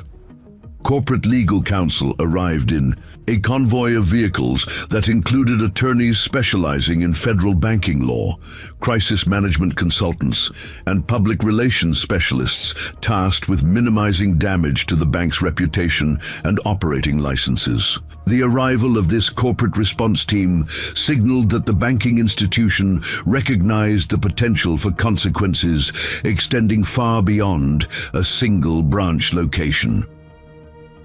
Attorney Michael Foster, the lead counsel for First National Trust's Federal Compliance Division, approached Agent Thompson with the confident bearing of someone accustomed to negotiating with federal agencies about regulatory matters. His presence immediately shifted the dynamic from a straightforward investigation to a complex legal proceeding involving corporate interests, individual rights, and federal enforcement priorities. Agent Thompson, I'm Michael Foster, representing First National Trust Bank. We're prepared to cooperate fully with your investigation while ensuring that our employees' rights are protected and that any remedial measures address the actual scope of compliance deficiencies rather than creating punitive consequences disproportionate to the violations. Thompson recognized the legal maneuvering that accompanied corporate responses to federal investigations, understanding that Foster's cooperation would be carefully calibrated to minimize liability while appearing helpful to investigators. Mr. Foster, this investigation is documenting violations of federal law that affected a veteran's disability compensation. Cooperation means providing complete access to training records, policy development processes, and decision-making procedures that led to the destruction of Treasury property. Agent Thompson, we acknowledge that our procedures may need updating to better address federal requirements. We're prepared to implement immediate remedial training and policy modifications to prevent similar incidents. We believe that voluntary compliance measures would be more effective than punitive enforcement actions. Thompson's experience with corporate legal strategies allowed her to recognize attempts to reframe criminal violations as administrative compliance issues that could be resolved through negotiated settlements rather than criminal prosecution. Mr. Foster, destroying Treasury instruments is not an administrative compliance issue. It's a potential federal crime that requires criminal investigation regardless of your client's willingness to implement policy changes. The legal positioning between federal investigators and corporate counsel established the framework for a complex proceeding that would determine not only the consequences for individuals involved in the incident, but also the broader implications for banking industry practices regarding Treasury instruments. The stakes had escalated far beyond a single customer service dispute to encompass fundamental questions about the relationship between commercial institutions and federal government operations. Martinez watched through the conference room windows. As additional federal personnel continued arriving, each new presence adding weight to consequences she had never imagined when she fed Murphy's check into the shredder hours earlier. Her morning had begun with routine confidence in bank procedures and was ending with the recognition that her career and possibly her freedom depended on explanations she was struggling to provide to federal investigators whose authority exceeded anything she had previously encountered. The tension inside First National Trust Bank reached a critical threshold as federal investigators completed their evidence collection and began preparing formal reports that would determine the scope of criminal charges and regulatory sanctions. Agent Thompson's team had documented a cascade of violations that extended beyond the simple destruction of Murphy's check to encompass systematic failures in federal compliance, inadequate staff training, and corporate policies that directly contradicted Treasury regulations. Commissioner Jane Reynolds, from the Office of the Comptroller of the Currency, arrived with authority to impose immediate sanctions that could affect the bank's ability to conduct business with federal agencies or handle government instruments. Her presence signaled that the investigation had reached the level where institutional consequences would be determined by senior federal officials rather than field agents conducting routine enforcement actions. Agent Thompson, Commissioner Reynolds announced as she reviewed the preliminary findings, the violations documented here suggest that this institution has been operating in systematic non-compliance with federal requirements for an extended period. The destruction of Colonel Murphy's check appears to be symptomatic of broader institutional failures that require immediate corrective action. Thompson provided Reynolds with comprehensive documentation of training deficiencies, policy gaps, and decision-making procedures that had created an environment where federal violations were inevitable. Commissioner, our interviews reveal that bank staff received no specific training in Treasury instrument handling. Their procedures actually prohibited the verification steps required by federal law. Agent Thompson, these findings indicate that we're dealing with institutional negligence rather than isolated procedural errors. The bank's corporate headquarters will need to demonstrate comprehensive understanding of federal requirements before we can consider allowing continued operations involving government instruments.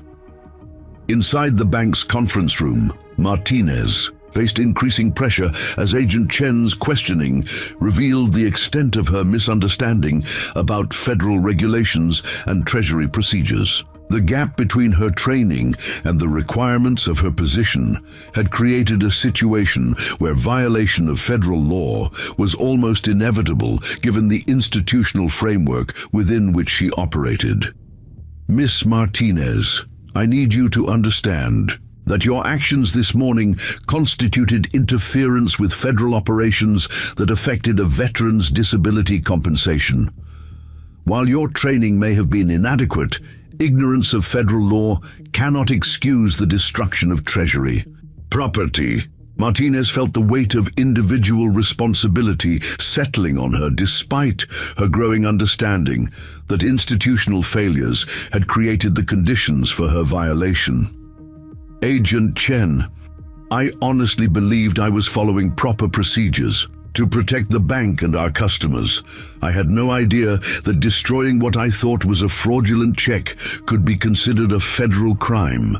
Miss Martinez, your intentions may have been appropriate, but the impact of your actions extends beyond your personal situation.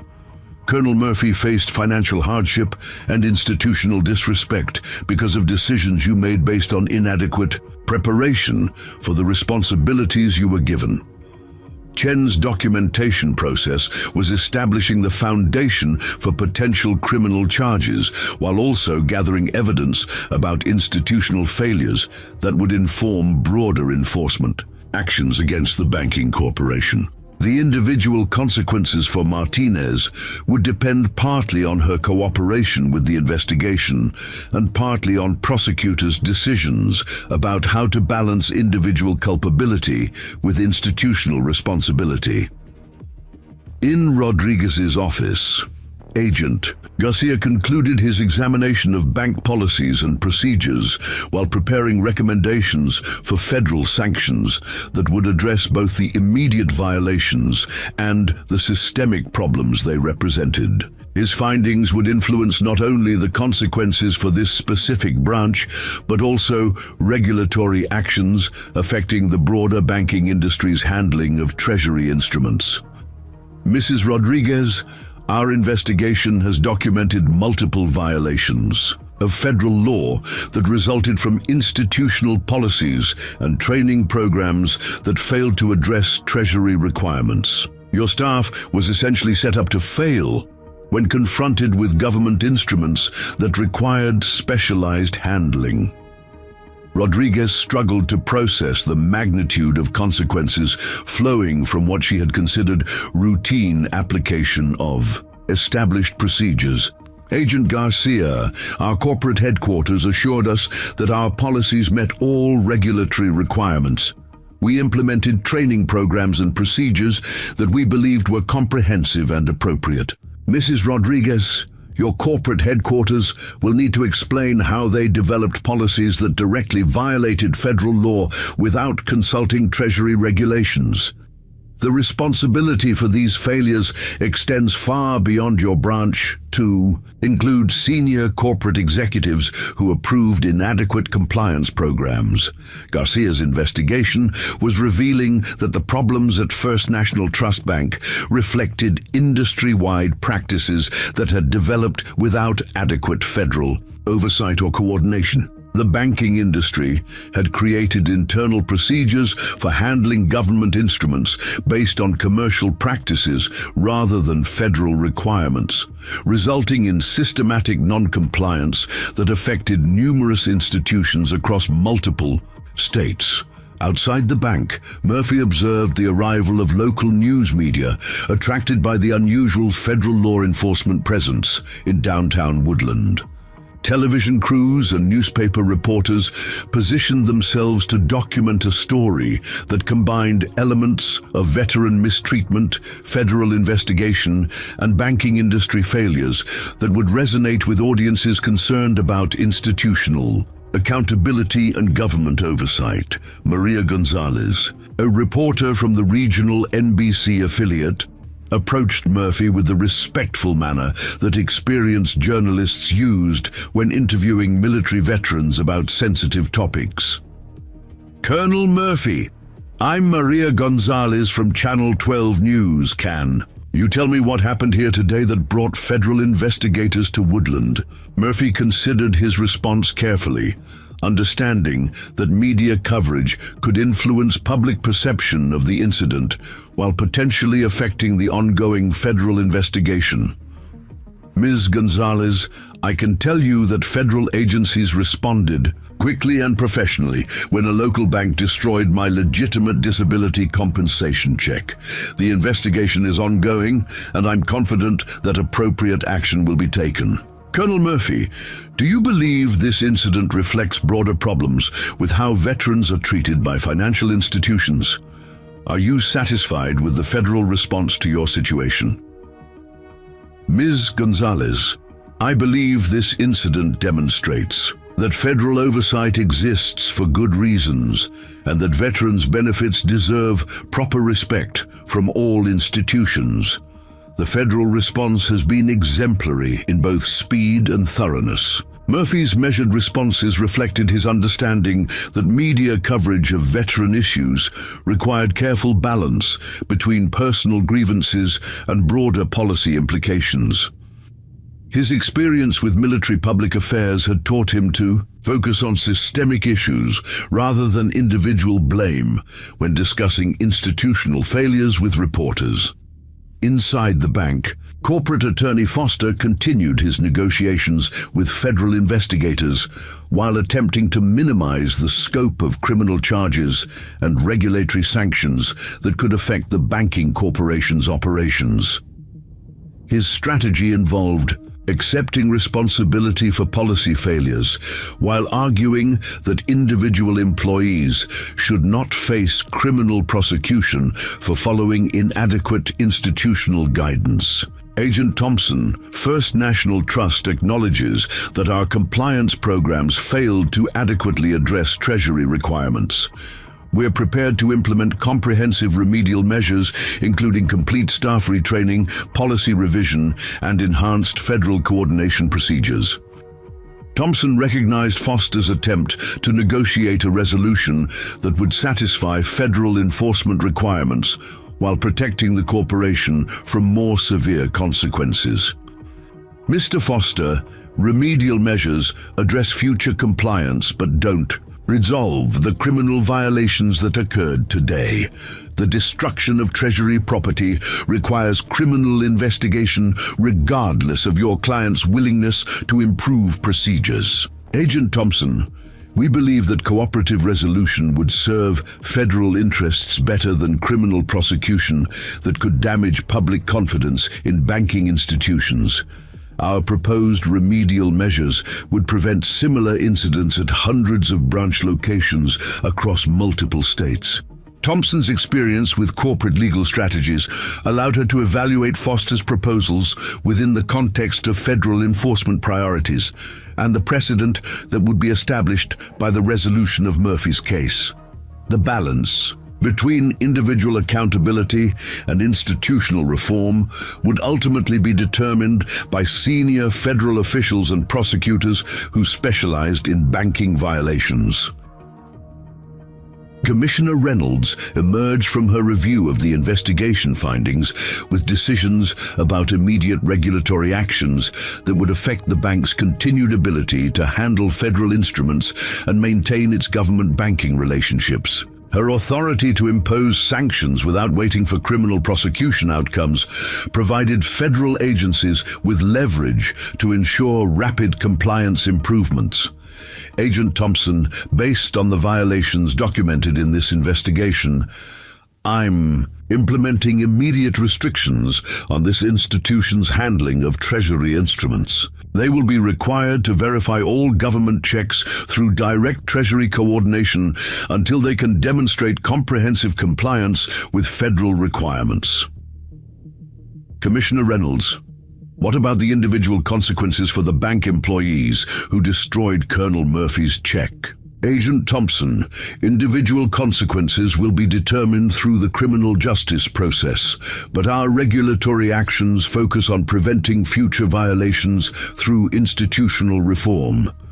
This bank will serve as an example to the industry about the importance of federal compliance in Treasury instrument handling. Reynolds' regulatory decisions would create immediate operational changes that affected not only First National Trust Bank, but also other institutions that learned about the enforcement actions through industry communications and media coverage. The precedent established by federal response to Murphy's case would influence banking practices across the entire country. As afternoon shadows lengthened across downtown Woodland, the federal investigation entered its final documentation phase. While prosecutors in Jackson reviewed evidence to determine criminal charges that would be filed against individuals involved in the check destruction, the transformation of a routine banking dispute into a comprehensive federal enforcement action demonstrated the power of institutional relationships and the consequences of disrespecting veterans' benefits. Martinez remained in the conference room, awaiting final decisions about her personal liability while processing the reality that her banking career faced an uncertain future regardless of criminal prosecution outcomes. The morning's confidence in her procedural knowledge had been replaced by understanding that institutional failures had created a situation where individual employees bore responsibility for violations they had been inadequately prepared to avoid. Rodriguez watched federal agents completing their evidence collection, while corporate executives discussed damage control strategies and regulatory compliance measures that would be required to restore the bank's standing with federal agencies. Her role as branch manager had evolved from local customer service oversight to focal point for institutional failures that would require months or years of remedial action to correct. Murphy prepared to leave the scene of his vindication, satisfied that federal intervention had addressed both his individual grievance and the broader problems it represented. His phone call to Secretary Williams had generated consequences that exceeded his expectations, while demonstrating that decades of military service had created relationships that provided protection when civilian institutions failed to show appropriate respect for veteran sacrifices and benefits. Federal Prosecutor Sarah Mitchell arrived from the Jackson office with authority to determine criminal charges against bank personnel while coordinating with Treasury enforcement officials about broader regulatory actions affecting First National Trust Bank's corporate structure. Her reputation for aggressive prosecution of federal banking violations had preceded her arrival, creating an atmosphere of heightened concern among corporate representatives who understood that criminal charges could result in personal consequences, far exceeding employment termination or regulatory sanctions. Agent Thompson briefed Mitchell on the investigation findings while providing comprehensive documentation of the check destruction, training deficiencies, and institutional failures that had created the environment for federal violations. The evidence package included witness statements, policy reviews, and analysis of banking industry practices that suggested widespread non-compliance with Treasury regulations across multiple institutions. Prosecutor Mitchell, our investigation, has documented clear violations of federal law regarding the destruction of Treasury instruments. However, the evidence also suggests that individual employees acted based on institutional guidance that failed to address federal requirements. The question becomes whether criminal prosecution should focus on individual accountability or institutional negligence. Mitchell reviewed the evidence with the analytical precision that had made her successful in complex federal cases involving institutional violations and individual culpability. Agent Thompson, federal law requires that Treasury instruments be treated with specific respect, regardless of individual understanding or institutional policies. The destruction of Colonel Murphy's check constitutes a clear violation that demands appropriate consequences. Prosecutor Mitchell, the bank employees appear to have acted based on training that explicitly prohibited the verification procedures required by federal law. Their actions were wrong, but they resulted from systematic institutional failures rather than deliberate criminal intent.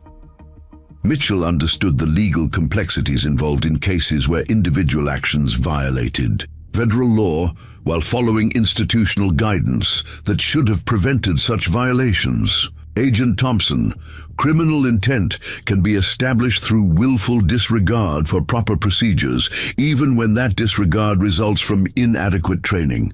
The question is whether prosecution serves federal interests better than negotiated resolution with enhanced compliance requirements. Inside the bank, Martinez received notification that she was being placed on administrative leave pending resolution of the federal investigation and potential criminal charges. Her supervisor delivered the news with obvious discomfort, understanding that institutional failures had created a situation where individual employees faced consequences for violations they had been inadequately prepared to avoid. Stephanie, corporate headquarters has determined that you cannot continue in customer-facing positions while federal investigators review your handling of Treasury instruments. This administrative leave is with pay pending final resolution of the investigation. But you should understand that criminal charges are possible regardless of employment outcomes. Martinez felt her professional world collapsing as she realized that her banking career faced termination regardless of criminal prosecution results. Will the bank provide legal representation if I'm charged with federal crimes? I followed the training I received and the procedures I was taught to implement. Stephanie, corporate legal counsel will coordinate with federal prosecutors, but individual employees may need separate representation if criminal charges are filed. The bank's interests and your personal interests may not align completely during this process. The conversation highlighted the tension between institutional protection and individual accountability that characterized corporate responses to federal investigations. Martinez understood that her employment with First National Trust Bank was effectively over regardless of legal outcomes. while her personal liability for federal violations remained to be determined by prosecutors who specialized in banking crimes.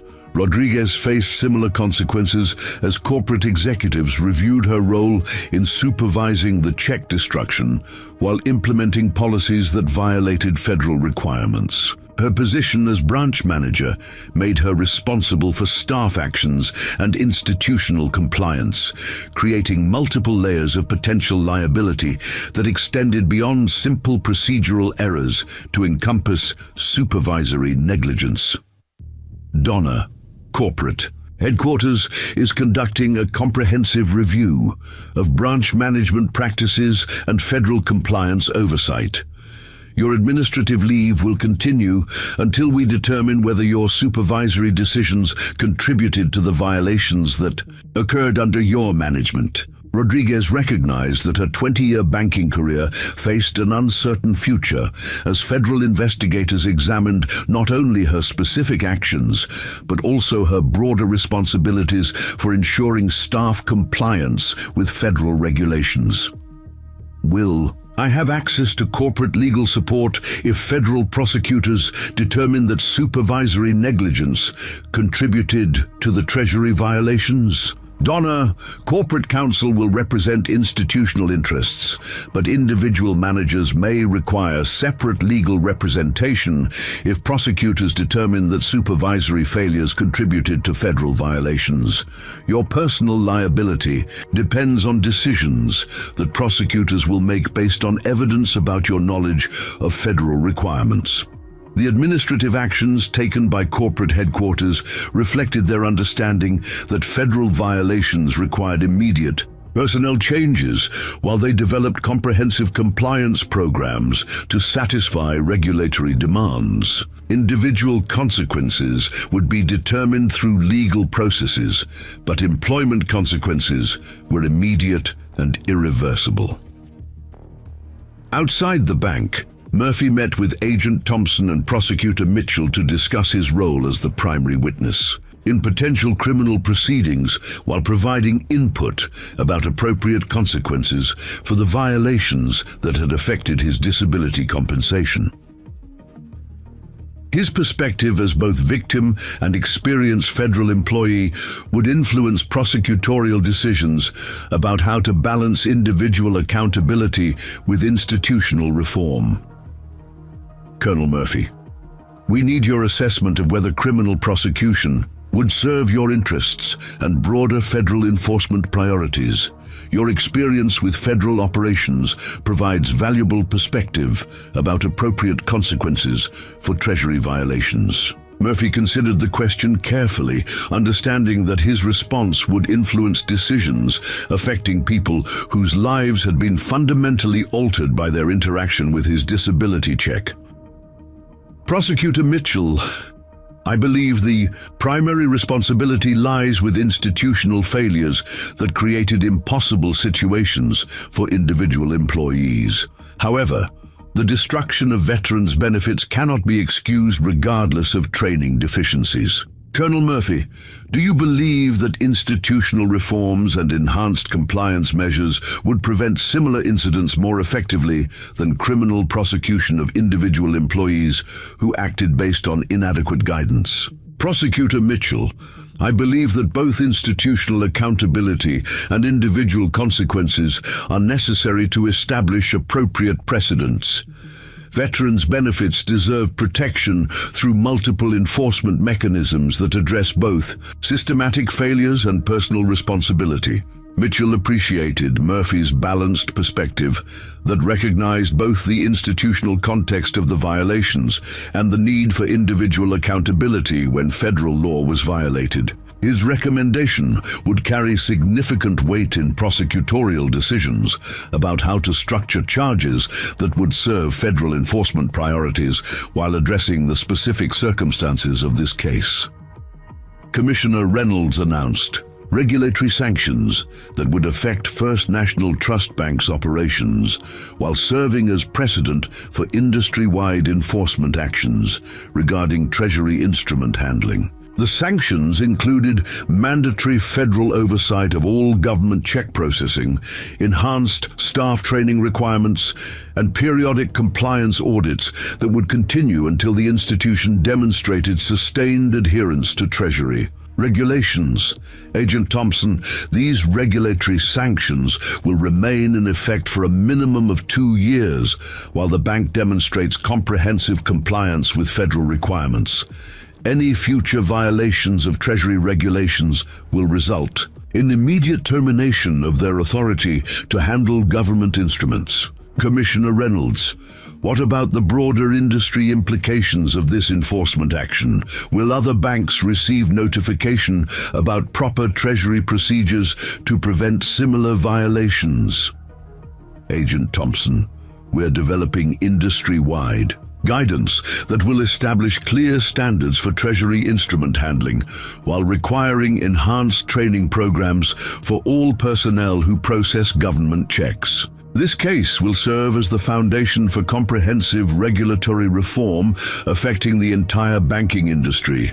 Reynolds' regulatory actions extended far beyond punishment for specific violations to encompass preventive measures that would protect veterans and other federal payment recipients from similar mistreatment. The precedent established by federal response to Murphy's case would influence banking practices nationwide while demonstrating serious consequences for institutions that fail to respect Treasury procedures.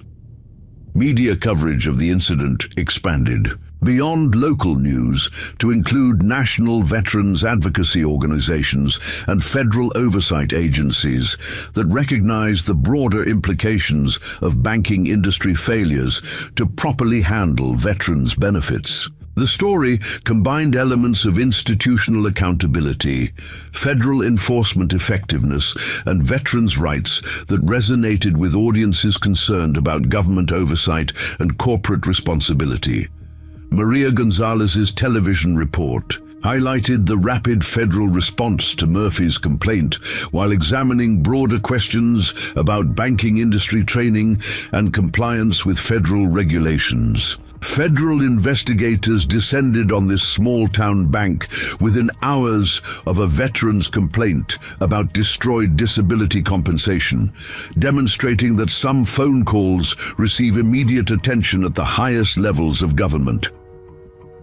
The media narrative emphasized both the effectiveness of federal oversight and the systemic problems that had created conditions for Murphy's mistreatment. Coverage focused on institutional failures rather than individual blame, while highlighting the importance of proper respect for veterans' benefits and federal procedures. Inside the bank, staff members not directly involved in the incident processed the magnitude of changes that would affect their daily operations for years to come. The federal oversight requirements would transform routine customer service procedures while requiring enhanced training and compliance monitoring that would fundamentally alter the branch's operational culture. Kevin Park, the security guard, who had witnessed the morning's confrontation, reflected on the transformation of a routine customer dispute into a federal case that would affect his workplace indefinitely. I've worked security for 8 years, and I've never seen anything like this. One customer complaint brought the federal government down on us in a way that's going to change everything about how we do business. The ripple effects of Murphy's phone call to Secretary Williams continued expanding as corporate executives, federal regulators, and banking industry associations grappled with implications that extended far beyond a single branch in Mississippi. The case had become a catalyst for comprehensive examination of banking industry practices regarding federal instruments, while establishing precedents that would influence institutional behavior nationwide. Martinez cleared her personal belongings from her workstation while processing the reality that her banking career had been fundamentally altered by a single customer interaction that had seemed routine at the time. The morning's confidence in her procedural knowledge had been replaced by understanding that institutional failures had created a situation where individual employees faced consequences for violations they had been inadequately prepared to recognize or prevent.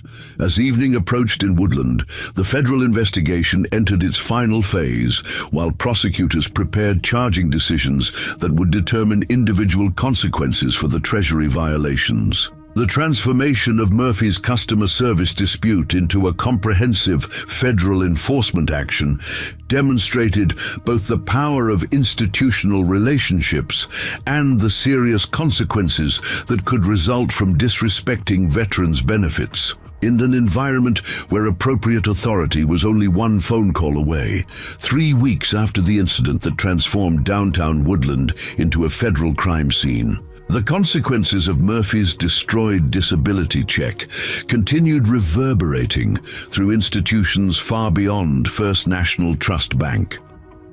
Federal prosecutors had concluded their investigation with charging decisions that balanced individual accountability against institutional negligence, while regulatory agencies implemented industry-wide reforms designed to prevent similar violations of Treasury procedures.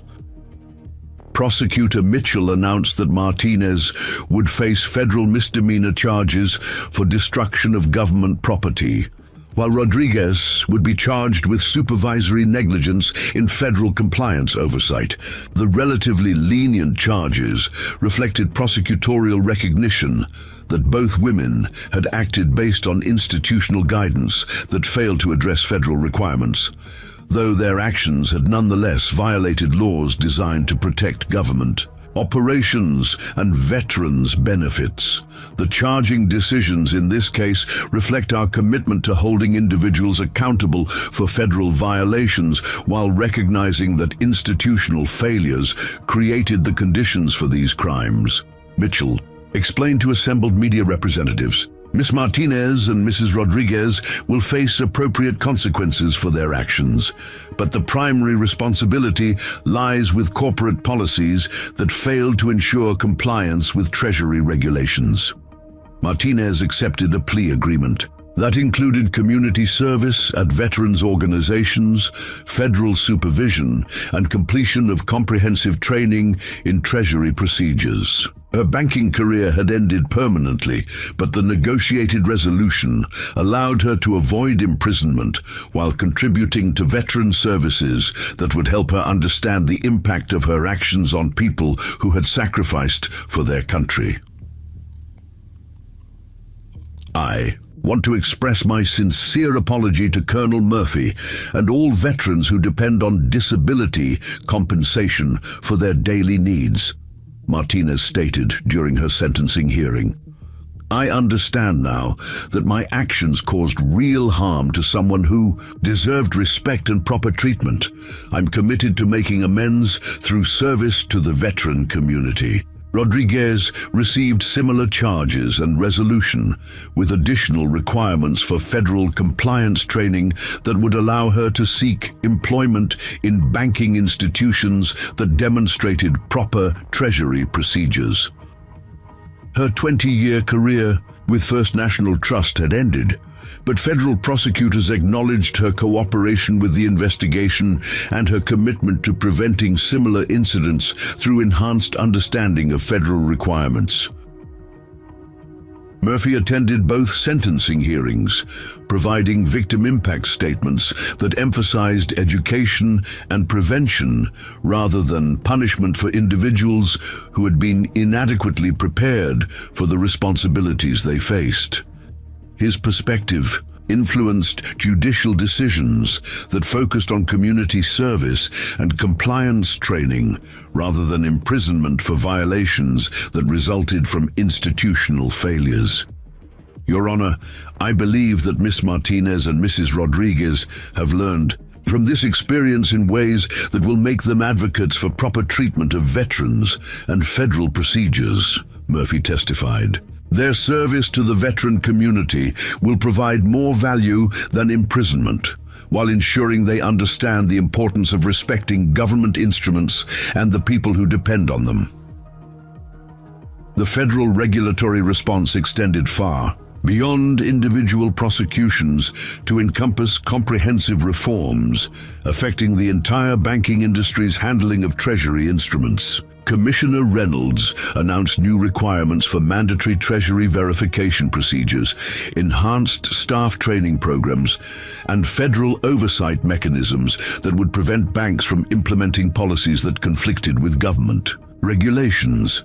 The reforms announced today establish clear standards for banking industry compliance with Treasury procedures, while providing enforcement mechanisms that protect veterans and other federal payment recipients, Reynolds explained during a Washington press conference. No veteran should experience the disrespect and institutional failure that Colonel Murphy faced in Mississippi. Treasury Secretary Williams used the Woodland incident as the foundation for broader policy initiatives that strengthened federal oversight of banking institutions while enhancing protection for veterans' benefits and other government payments.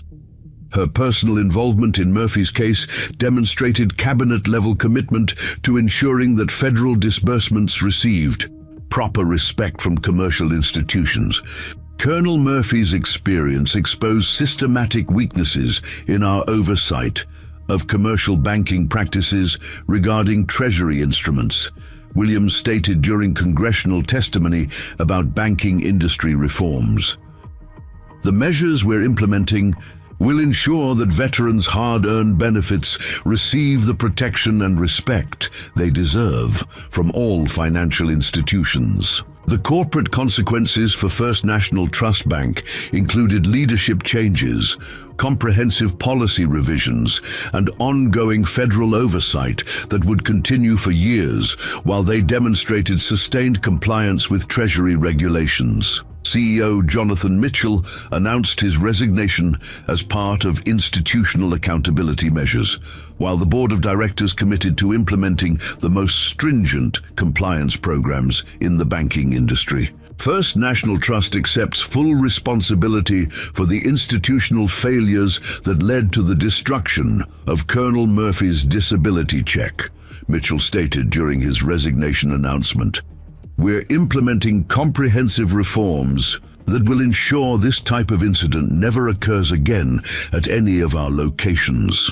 David Brennan, the regional executive who had arrived during the federal investigation, was promoted to interim CEO with specific responsibility for federal compliance, oversight and institutional culture transformation. His mandate included developing training programs that would serve as industry models for proper Treasury procedure implementation, while ensuring that all staff understood the serious consequences of federal violations.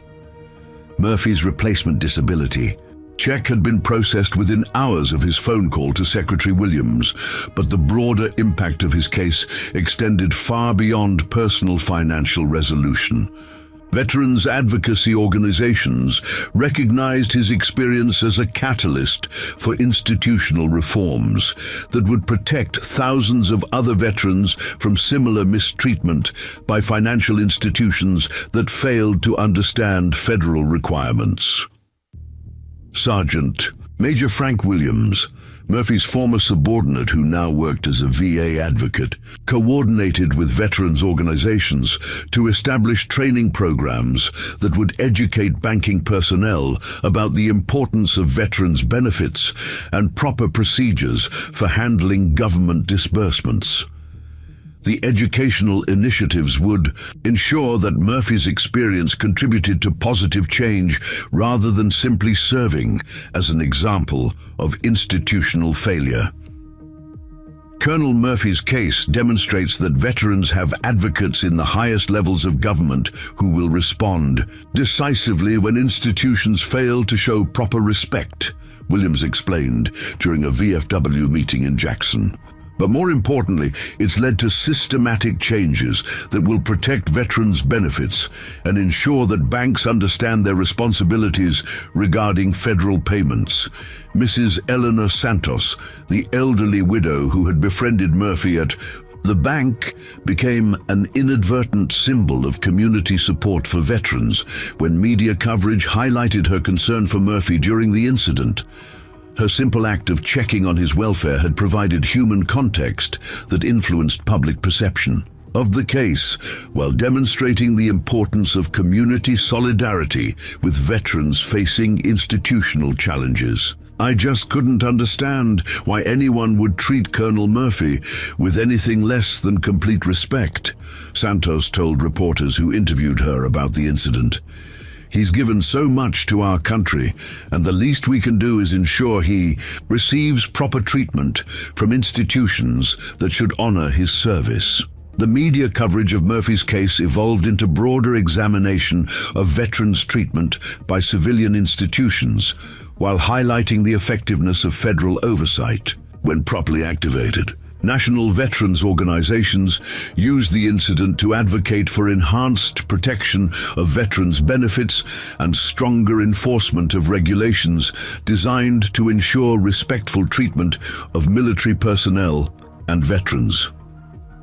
Dr. Amanda Foster, the VA examiner who had processed Murphy's original disability claim, testified before congressional committees about the bureaucratic obstacles that veterans faced when seeking compensation for service-connected injuries. Murphy's case provided concrete evidence of how institutional failures could compound the difficulties veterans experienced when trying to access benefits they had earned through military service. Colonel Murphy waited 3 years for disability, compensation that should have been processed much more quickly, Foster explained during House Veterans Affairs Committee hearings. When he finally received his payment, a bank destroyed it, based on uninformed suspicions that violated federal law.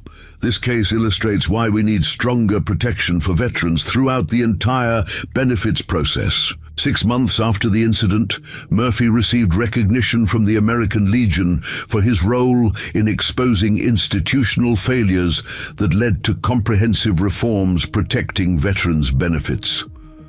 The award ceremony provided an opportunity for him to reflect on how a routine banking transaction had evolved into a catalyst for systematic change that would benefit countless other veterans. "I never intended to become an advocate for veterans' rights," Murphy stated during his acceptance speech.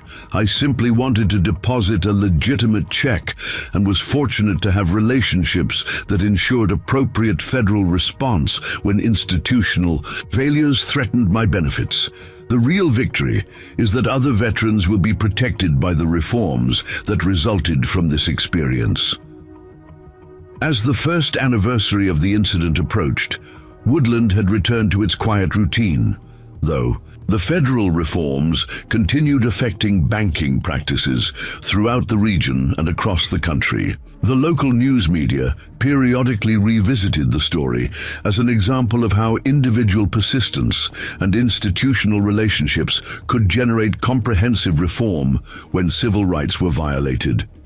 The bench outside First National Trust Bank, where Murphy had waited for federal agents to arrive, became an informal memorial to the power of appropriate authority and institutional accountability. Veterans passing through Woodland often stopped at the location where one man's phone call had demonstrated that decades of military service created relationships that provided protection when civilian institutions failed to show proper respect. Murphy continued his quiet life in Woodland, his disability compensation finally providing the financial security that allowed him to repair his roof and visit his grandchildren on the West Coast. But more importantly, his experience had established precedents that protected veterans' benefits while demonstrating that institutional failures would face serious consequences when they affected people who had earned powerful advocates through decades of faithful service to their country.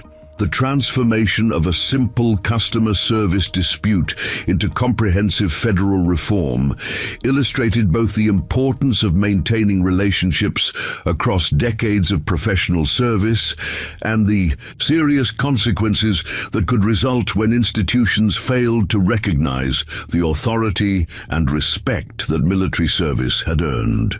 Murphy's case would be studied in banking compliance programs and veterans advocacy training for years to come, serving as a permanent reminder that some phone calls receive immediate attention from the highest levels of government, and that veterans' benefits deserve protection from all institutions privileged to handle them. The end. Up next, 2 more incredible stories are waiting for you right on your screen. If you enjoyed this one, you won't want to miss this. Just click to watch, and don't forget to subscribe. It would mean a lot.